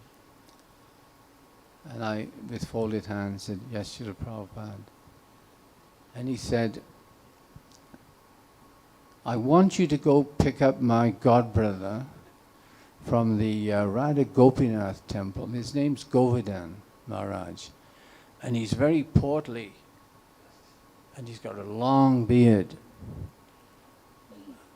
So I want you to pick him up because we're going to do bhajans together. He's an expert madanga player. I said, yes, Srila Prabhupada, that's fine.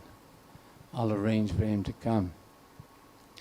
And Prabhupada said to me, so you will go on your bike? And by Prabhupada saying that, all my anxiety just was gone, finished. And I replied to Prabhupada, I said, actually Prabhupada, it's a bit dangerous to ride on these wet roads on the motorbike, especially with your godbrother being a bit large. And Prabhupada sort of laughed a little bit. He says, yes, yes, yes. I said, so I'll arrange a rickshaw, Srila Prabhupada. And he says, yes, yes, that's fine. So that was such a relief. And you can see, you can never know the circumstances behind Prabhupada's decisions. You know?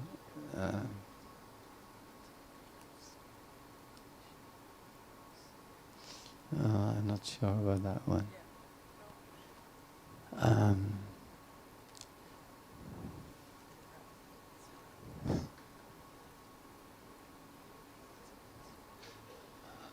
I'm going to tell you two more stories, and we'll see what the time is. And I'm selecting good ones, right? So the first story is my marriage instructions. I was living as a brahmachari for 5 years in Vrindavan, and then I decided to have a companionship. And I was trying to get in to see Srila Prabhupada. Usually I had free access to Prabhupada. Somehow or other I was able to always go into Prabhupada's room, and he never minded at all my presence there. And this particular time, Hari Kesh Maharaj, he was Prabhupada's secretary. And for whatever reason, he just didn't give me access. Oh, Prabhupada's busy, Prabhupada's got to do this, Prabhupada's got to do that. I tried 3 or 4 times and he just wouldn't let me in to see Prabhupada to talk about my situation. So I just forgot it, I just got on with my service. Then one evening he approached me. He came looking for me. And he says, Gunanava, I've spoken with Srila Prabhupada. And he wants you to go back to Bombay with Srila Maharaj and take 6 months probation for taking sannyas. And I thought, wow, is that right? And I just went with it. And I went back to Bombay with Srila, and I stayed there for 2 months, preparing myself to become a sannyasi within the next 4 months. So about 2 months later, after I'd been in Bombay for 2 months, Srila Prabhupada came to visit. And it was the first morning walk on Juhu Beach. And there was about, I would say, 50 plus devotees. And we were following Prabhupada, and we were just about to go onto the sand. And Prabhupada stopped all of a sudden. And then Prabhupada said, "What are you doing here in Bombay?" And the devotees were trying to work out who Prabhupada was talking to, because I was right at the back of the group. And all of a sudden, it's like the parting of the waves. The devotees just went like this. So there was a clear pathway for me to talk to Prabhupada. They were all standing on either side. So I walked towards Srila Prabhupada, and I stopped about just a few meters away with folded hands. And he said, "What are you doing here in Bombay?" And I said, I'm on a 6-month probation for taking sannyas, Prabhupada.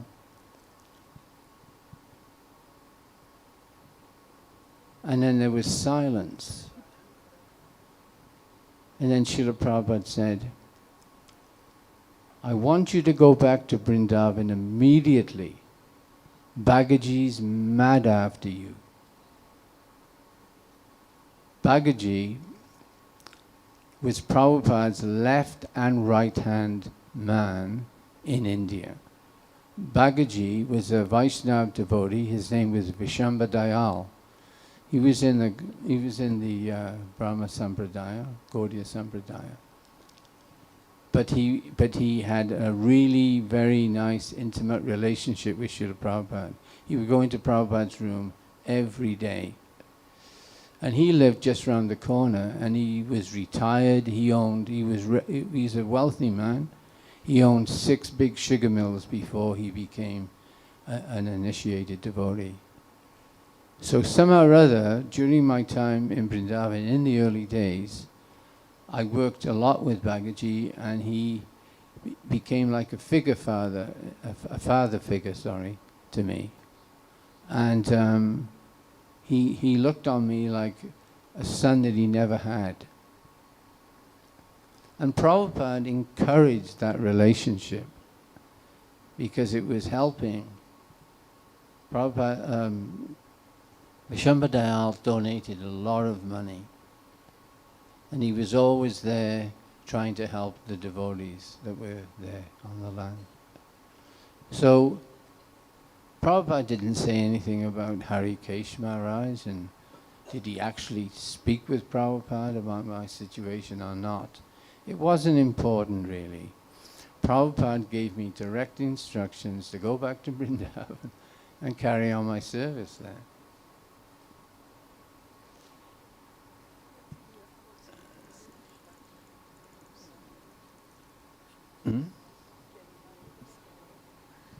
Yeah, that's the second part. So, when I got back to Vrindavan, when Prabhupada came next time, he gave me time to talk about marriage. Now, Hansadura Maharaj, he was living in Vrindavan. He'd only recently taken sannyas. And he came into the room with me, plus Hari Sori also, who was Prabhupada's servant at that time. So there was Hari Sori, Hansadura, and myself. But you know what? Outside of Prabhupada's house was at least 40 brahmacharis, right? And they all had the peg shoes and the fancy dhoti style, you know. And it was an issue. This was a huge issue. A brahmachari getting married the first time in Vrindavan, an ISKCON man getting married in Vrindavan. In those days, believe it or not, it was only sannyas and brahmachari that mattered. Grihastha, you know. So we went in, and Prabhupada said to me, "What news?" And I said, "I've just come in, Srila Prabhupada, to ask you what is your opinion about me getting married." And he said, "What's wrong with marriage?" I was shocked, you know. What's wrong with marriage? I said, I thought perhaps I could travel and preach and kind of transcend the desire to want to get married, you know. Prabhupada said, you can never transcend the desire because your mind is always with you. So, and then I said to him, before Prabhupada had a chance to say anything more to me, I said to Prabhupada, ultimately, it's about pleasing you, Srila Prabhupada. I want to please you. So I want my direction to be positive for me so I can carry on pleasing you, not be concerned about which ashram I need to go in next. That's why I've come to you. please instruct me, Prabhupada. Prabhupada said, that is the attitude to take. Pleasing your guru is the main business of the disciple. So he said, so right.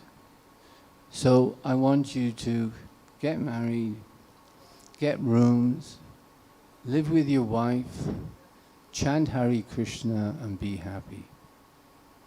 And that was it. It took about 10 minutes, the whole thing.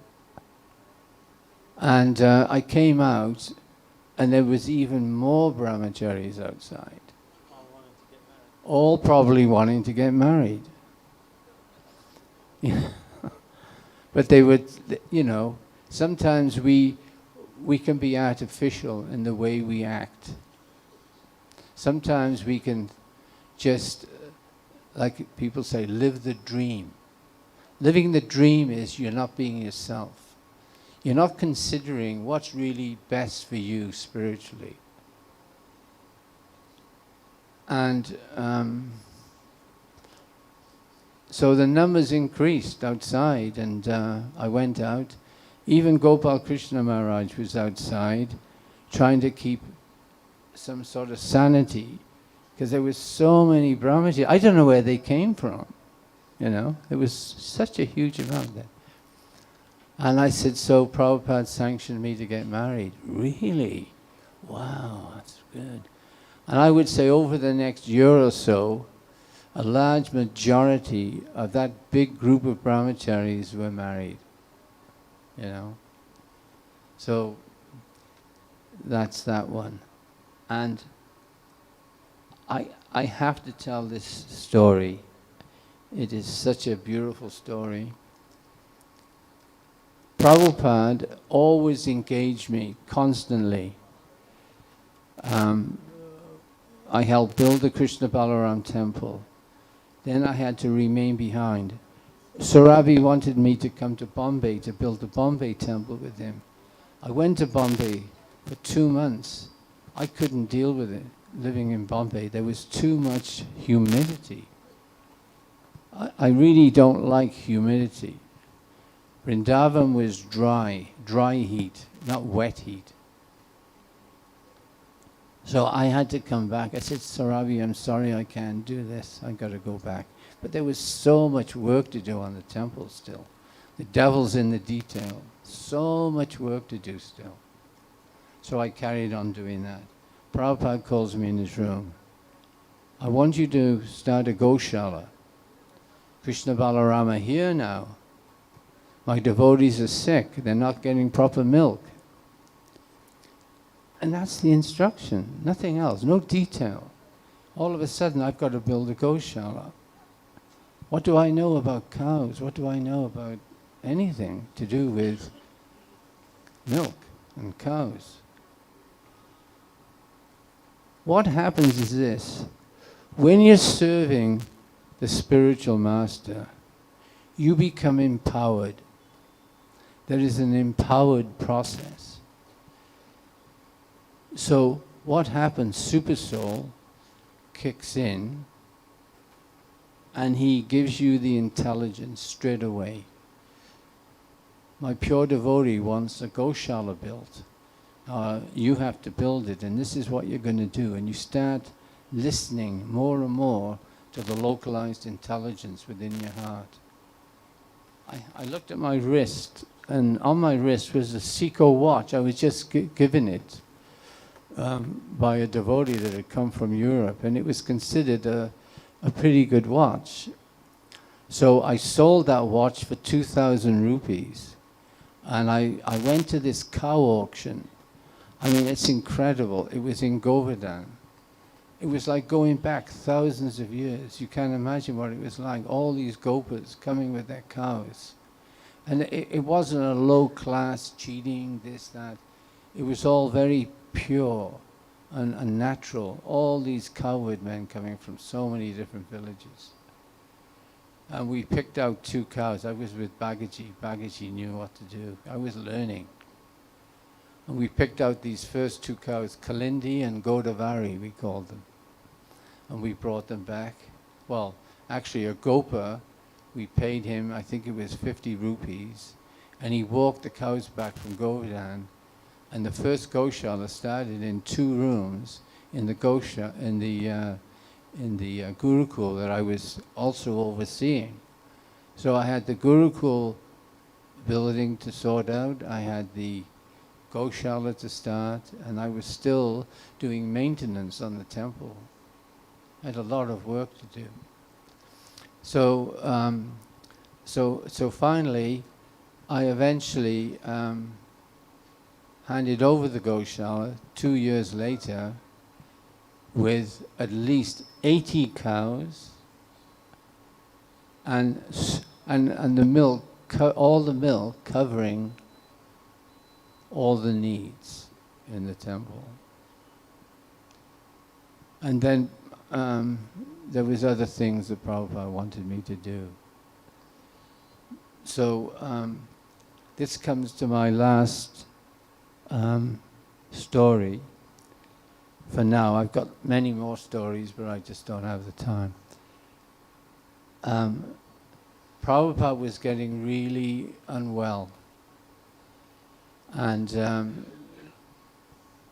he recently came back from a life member's house in Rishikesh. They thought that if Prabhupada went up to Rishikesh, living near the Ganga, he could regain some sort of resemblance to health. And he was there with Tamal Krishna and Bhakti Charu. There was, I think, I don't know, Shruta Kirti, is he here? Has he come? Abhiram, yeah. There was about 4 or 5 devotees with Srila Prabhupada. Eventually, Prabhupada called Bhakti Charu into his room and said, I need to go back to Vrindavan immediately. He says, I have symptoms. Prabhupada's teeth were falling out, and which one of the symptoms of knowing that you're near death when all your teeth start to fall out. And that was what was happening with Prabhupada. Prabhupada knew that he was going to go at some point. So they brushed him back to Vrindavan. And Prabhupada called me into his room and he said, I can't eat anything, but what I could do is drink milk, but I need special milk.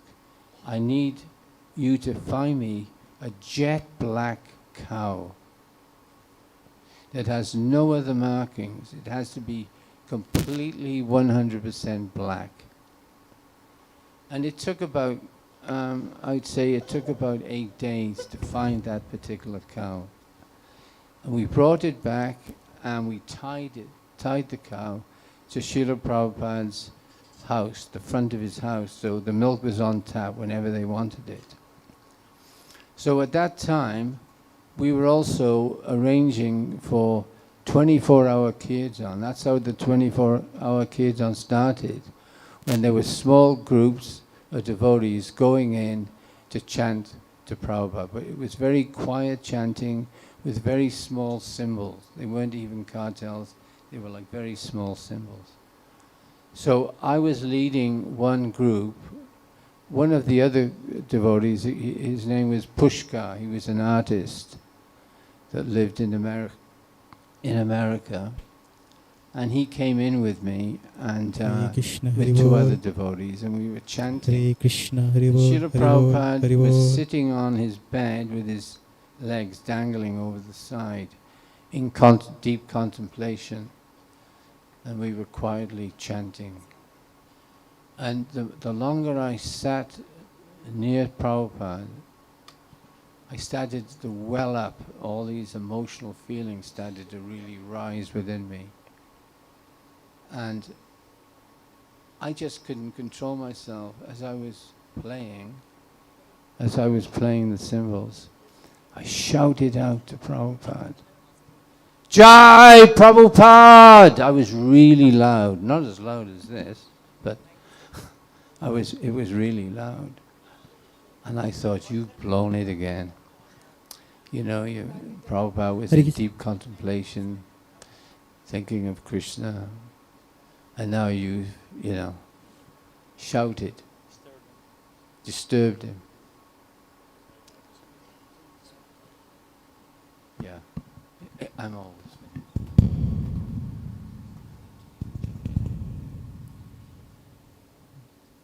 And Prabhupada looked down at me like that. He was transfixed on me. And I carried on chanting. And I looked down and I wouldn't look up. I just started to cry. I was really upset. And Prabhupada said, stop chanting. So I stopped chanting. And then Prabhupada said, because of you, I'm living today. He says, I cannot eat anything except take the milk from the black cow you found. This is your mercy. This is your mercy.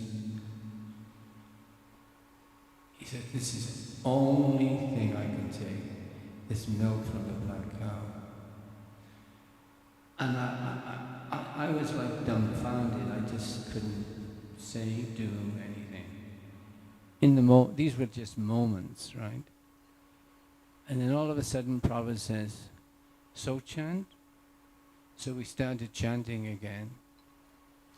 And I was like, my heart was thumping. And I just carried on chanting, and then there was Tamal Krishna and other sannyasis. They were trying to enliven Prabhupada because all over the world, devotees were distributing books and selling as many books as they could get to enliven Prabhupada. And Tamal Krishna was getting all the results, all the numbers. There was Bhakti Tirtha when he was alive. He's passed on now. But Bhakti Tirtha was leading a library party right through Europe. And it was Eastern Europe. It wasn't Southern Europe. So there was lots of danger. Yeah, like Smarhai saying, they were communist countries.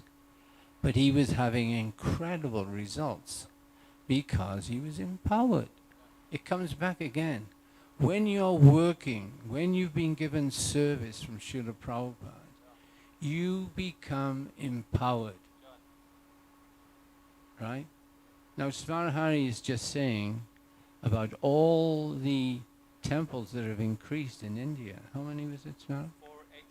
485. 485. That just doesn't happen like that. That's because there's empowerment taking place. When we surrender to Prabhupada and serve, in other words, do as best we can with the service we're being asked to do, you're connected straight away to Super Soul. Yep. And Super Soul will arrange anything. Krishna said, Prabhupada said, Krishna's not a poor man. So we're carrying on chanting. And then Prabhupada says, stop chanting. And I stopped chanting, and he said, you repeated the same things again to me. You have brought me this cow. This is your mercy, this is your mercy. He kept on saying this, and I just felt, Lord Chaitanya says you have to appear as a fool in front of the spiritual master. And I can't say anything else. It was just pure mercy. And all I can do is keep serving Srila Prabhupada. That's all. That's all we can do. It's the service. Srila Prabhupada came. I just want to share this with you. Srila Prabhupada came. He's a Shaktavesha Advaita. He came from the spiritual world in the mood of a Parivrajacharya sannyasi in Madhyam, in the consciousness of Madhyam, not Uttam. Because Madhyam, they can discriminate. The consciousness is not advanced to the Uttama. So Prabhupada came to preach. He was sent by Krishna as an empowered acharya in the mood of Madhyamadikari. And when Prabhupada was leaving his body, people were pouring into Prabhupada's house to offer obeisances. And Prabhupada, every single one of them, he was offering his obeisances and saying, please forgive me for any offenses I've caused you. Please forgive me. So, call it an assumption. My subjective mood on what was happening was Prabhupada was going, his consciousness was going back into Uttam because he was just about to leave. And then I remember in Prabhupada's room, when Prabhupada was lying in his bed and we all knew it was time he was going to leave. Krishna wanted him back. And I remember B.B. Goswami, you were right, sitting right there with Srila Prabhupada, just near his bedstead. I remember you were there. And I was sitting at Prabhupada's feet, and I refused to leave the room. I think I was there for many hours. And then all of a sudden, because my hands were around Prabhupada's ankles, and then I thought, oh, it's getting too close to Prabhupada's feet. That's the last, I don't want to be massaging Prabhupada's feet. I want to massage Prabhupada's legs. So my hands went up to his legs and I was massaging his legs. But I remember you were there for a long time. And you knew the mood. The mood was, Prabhupada's disciples were overcome. The grief in the room was electric. It was like unbelievable. Prabhupada was leaving. Only 10 years, maybe plus 1 year, I don't know, 10, 11 years, Prabhupada was on the planet in total.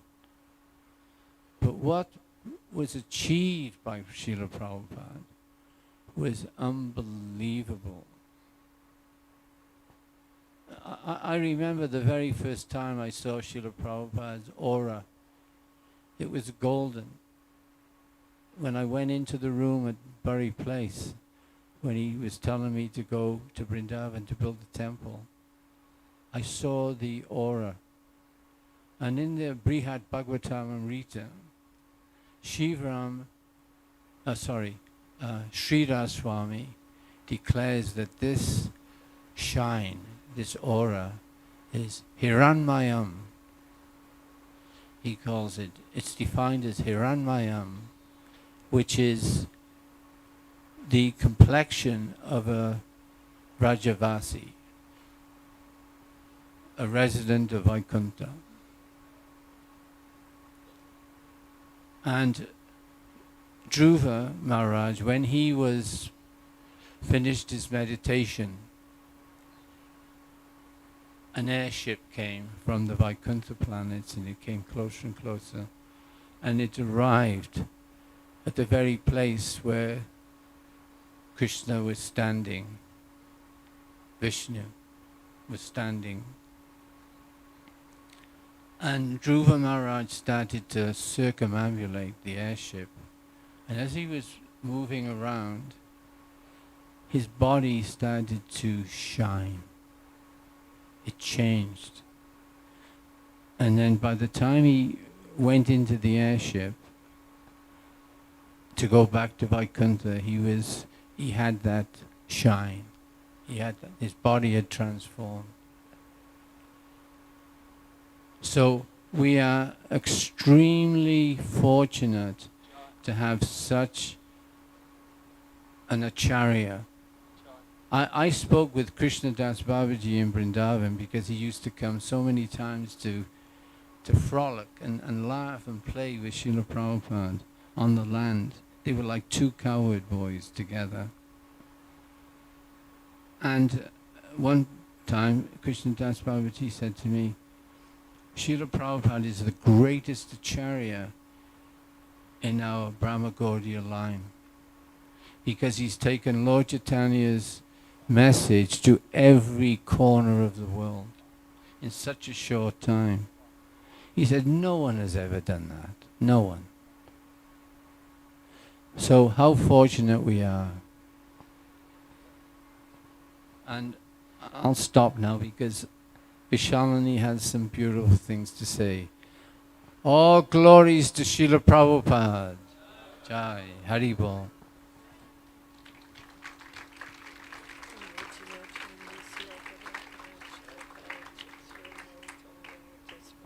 Guravi Namaha, Vanchakalpatrubhyascha, Kripa Sindhuvyevacha, Patitanam Pavanibhyo Vaishnavebhyo Namo Namaha. I'll try to be fast moving. I'm going to rely on some notes if that's all right. Can you hear? Pardon? Yes, okay. I arrived in Vrindavan 52 years ago. I was 22 years old. From America.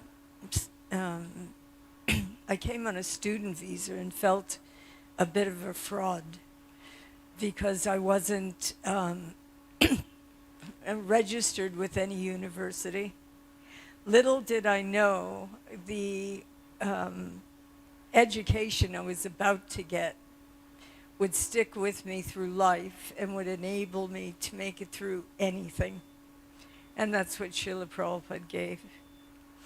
So since I've come, I've had so many devotees say, oh, it was so austere, you've this, you've that. Basically, compared to the 60s and early 70s, Vrindavan was like going back 100 years. Silky, sparkling sands. The sky was so clear, it was like you could pick the stars out of the sky. Peacocks that serenaded us morning and night.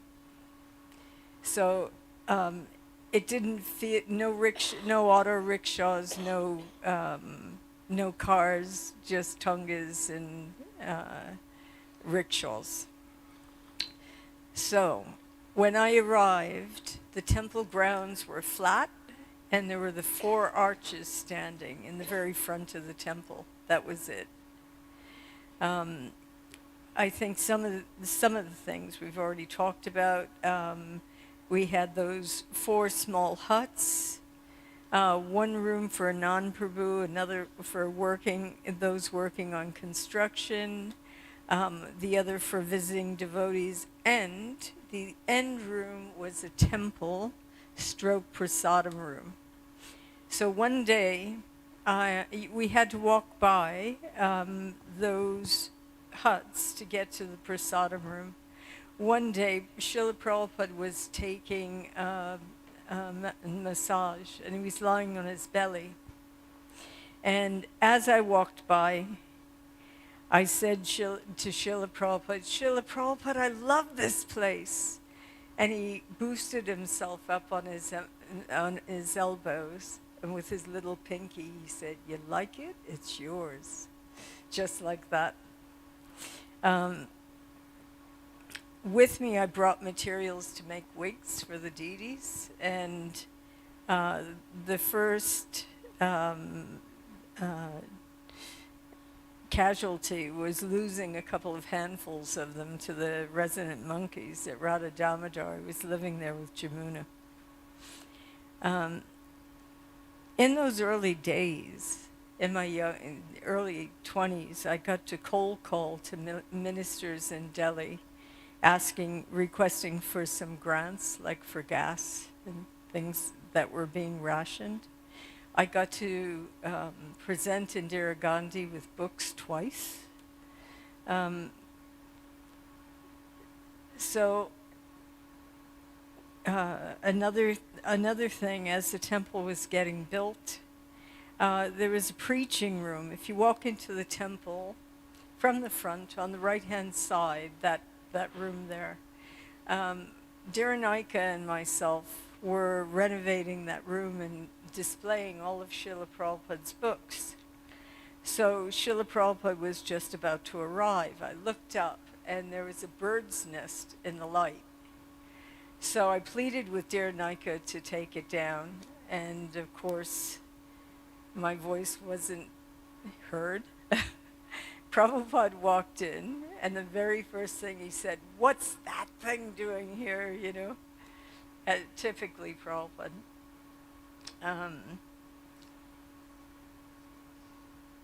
So I got to sit in what is Prabhupada's quarters in those early days, and very peacefully, when the deities came day after day after day, hand make wigs for them from scratch. That was a lovely service. I brought with me small silver boat-shaped trays, and I used to fill them with simply wonderfuls. And Prabhupada told me he would keep them in his drawer, and when he was translating, he would flip them up and like that. We were able to, if you were up at 2 o'clock chanting japa, you could see Srila Prabhupada in his room translating. One day I was cooking, I was assisting Jamuna while she was cooking, and Srila Prabhupada, all of a sudden we saw a hand on the frame of the kitchen. And Prabhupada literally just swung in, and he said, "And what are we cooking today?" So we got to have some very sweet association with Prabhupada. While the construction was going on, I'm trying to go very fast because I know it's been a long morning. While the construction was going on, I went to Juhu Beach, and at that time the deities were housed in the hut. We got to put on some plays for Srila Prabhupada. Now at that time, it was Lokanath Das Brahmachari, Sridhar Das Brahmachari, I think Jagat Purush, and Bhagavat Das Brahmachari. And we did the Prahlad's, or the Nrsingadev story. So if you can picture this, you had the Brahmacharis and Navyogendra Maharaj. He was sitting in a very large, he wasn't a Maharaj, he was a Brahmachari then. He was sitting in a very big walk. And the other Brahmacharis were spinning the walk while Navyogendra Prabhu was spinning around like this with his hands folded, saying, "Hare Krishna, Krishna Krishna, Hare Hare." And Prabhupada held his stomach, and he was virtually going, ha, ha, ha, ha, ha. He was laughing so loud. He was so happy with that. And at the end he said, "I would like to especially thank Mr. Hiranyakasipu." That was Jagat Purush. I'm surprised my spiritual life wasn't over with this one. We did Govardhan Puj for Prabhupada. Somehow or other I was Krishna. I played the role of Krishna. Prabhupada, after the play, got down off his Vyasa-san and paid his obeisances to Krishna. Now, imagine being in that situation. Do I stay and roll? Do I run? But another experience. There was another story that Prabhupada, I was dressing the deities in Juhu, and Srila Prabhupada asked that I go, or someone came into the deity room and said, "Prabhupada just asked that you go on the walk." And I said, I'm dressing the deities. They took over for me. So I went running to catch up to Prabhupada. He was just about to go on the beach. And he stopped, turned around, and he said, you have come. And I had my sari folded like Bengali style. And Dr. Patel said, I thought she was Bengali girl. And Prabhupada said to me, you dress to province, isn't it? At the time, I had no idea what he was saying, but I just said yes. And then during the walk, they were discussing Brahma stealing the cowherd boys. So when Prabhupada asked for questions, no one asked any questions. So I spoke up, I dared to speak up, and I said, Srila Prabhupada, why did Lord Brahma take 1 year before he returned the cowherd boys? And Prabhupada looked through me, because at that time I was doing a lot of service, but I wasn't reading at all. And Prabhupada said, everything is in my books, read them, which is an instruction that I hold to today. I only read Srila Prabhupada's books.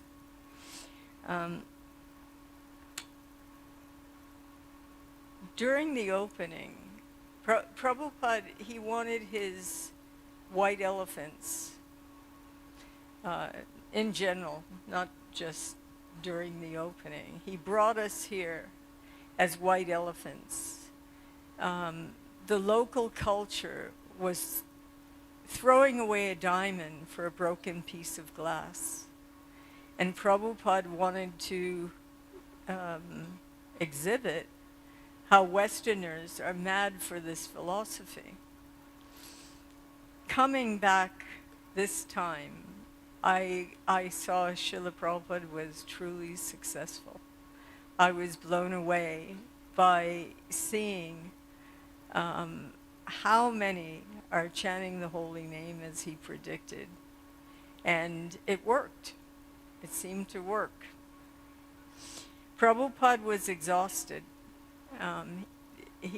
Leading up to that final day. And even though we had a palanquin for him, he refused to sit on it. And he danced and walked the whole way. It was a once-in-a-lifetime experience, the opening of this temple.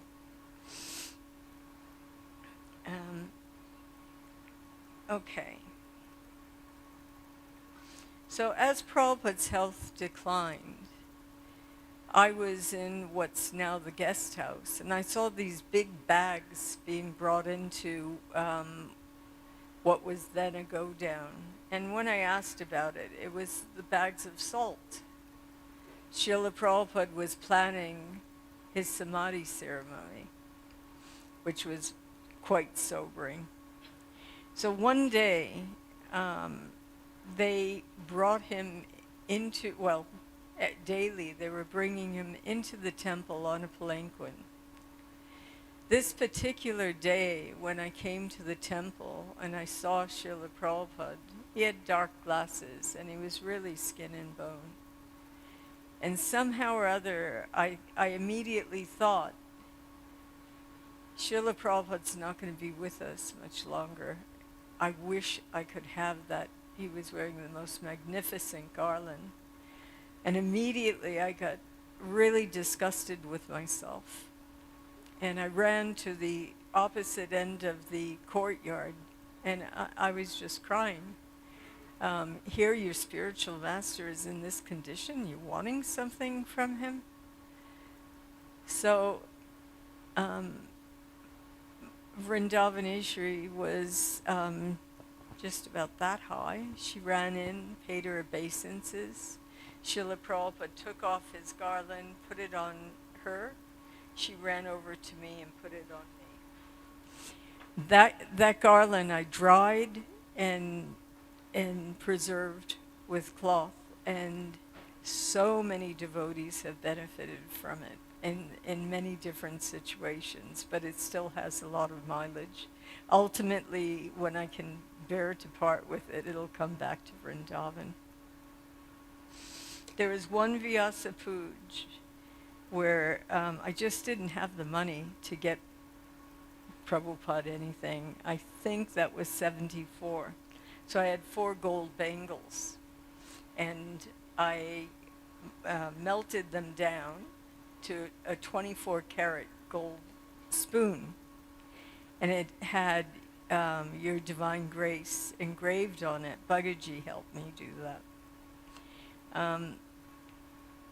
Every day I would ask Prabhupada's servant, as soon as he received it, he said, "Lock it up, someone will throw it."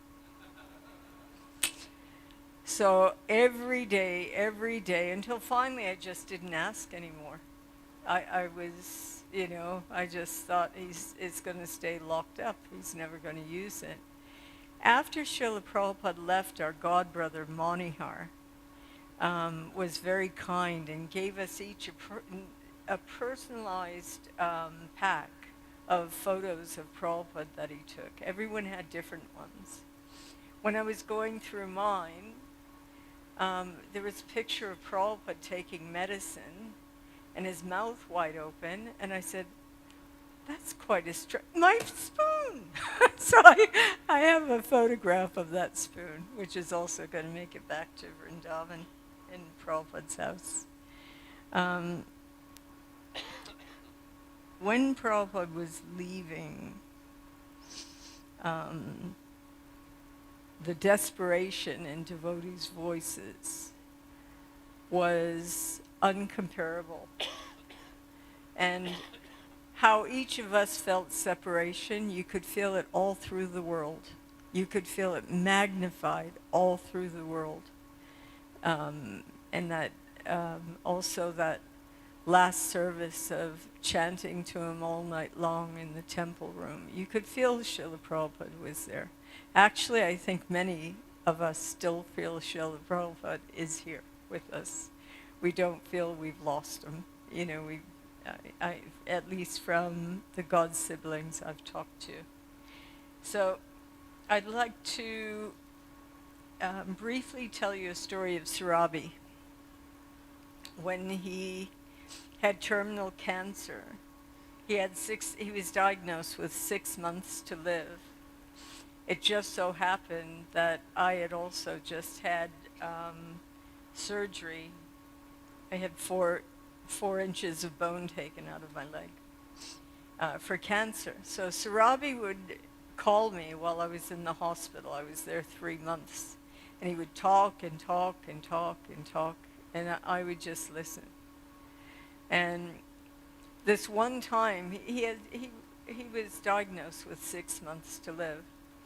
This one time he said, let's meet up 5 years from now. Let's all meet up. And without any thought, this voice purged out, saying it must really be difficult trying to control time. And he said, but I've been gone for 25 years. I really need to serve. And I replied, what better service than to get on a plane, go back to Vrindavan, and leave your body with all glory. And he did it. He came back, he was here for 2 days, walking around, big smile, and on the 3rd day went into a coma and left his body with amazing devotees all around him chanting. So Srila Prabhupada's mercy is so far-reaching. And any service that we can be confident, any service that we're humbly trying to offer, he's going to be there for us, to make that crossing. There's no doubt. So I'll end with just one little story. One time I said to Srila Prabhupada, I want to take every word of yours as my very heart and soul. And Srila Prabhupada said, you do that very thing, and your journey back home, back to Godhead, is guaranteed. And that's it. Thank you for for listening.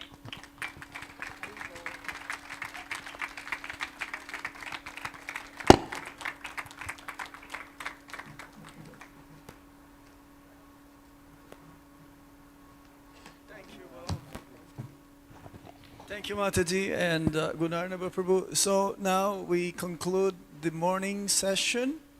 I would like to invite you all again at 4 o'clock this afternoon. We'll be hearing from Guru Kripa Prabhu, Kalakanta Prabhu, Surabhi Mataji, and Vishwa Devi Mataji. That'll be an hour and a half session from 4 to 5:30, and then it'll be followed from 5:30 to 6:45 for the next 6 days. Starting today, Siddhanta Prabhu will be giving the memories of Prabhupada centered around Vrindavan. As we've heard from him this morning, he collected about 108 different devotees, their memories, for the next 6 days. Yes. Or 450. It says, collected stories of Srila Prabhupada from his 450 disciples, from those 6,000 to 7,000 stories that have been collected. So Prabhu is going to share 108 stories this week. Yes, I'm correct. So the topic for today will be construction and building of Krishna Balaram Mandir. He's going to give this little source, 6-volume. Again, this morning, the 6th volume of the memories. And it'll be followed at 6:45 from Her Grace Devaki Mataji and the community members here again at Krishna Hall, Madhavendra Puri drama. So we request all Prabhupada's disciples also to come and see the drama. So now, in 45 minutes, Govindas is ready for serving prasadam for all of you. I mean, Prabhupada's disciples and sannyasis. And the rest over here at the Pandal. Thank you all very much for your kind attention. Oh, there is a cart. We only have one cart, or 2 carts. So ladies first. You can go with that cart. And the rest who can walk, we can walk. Hari Hari. Srila Prabhupada Ki.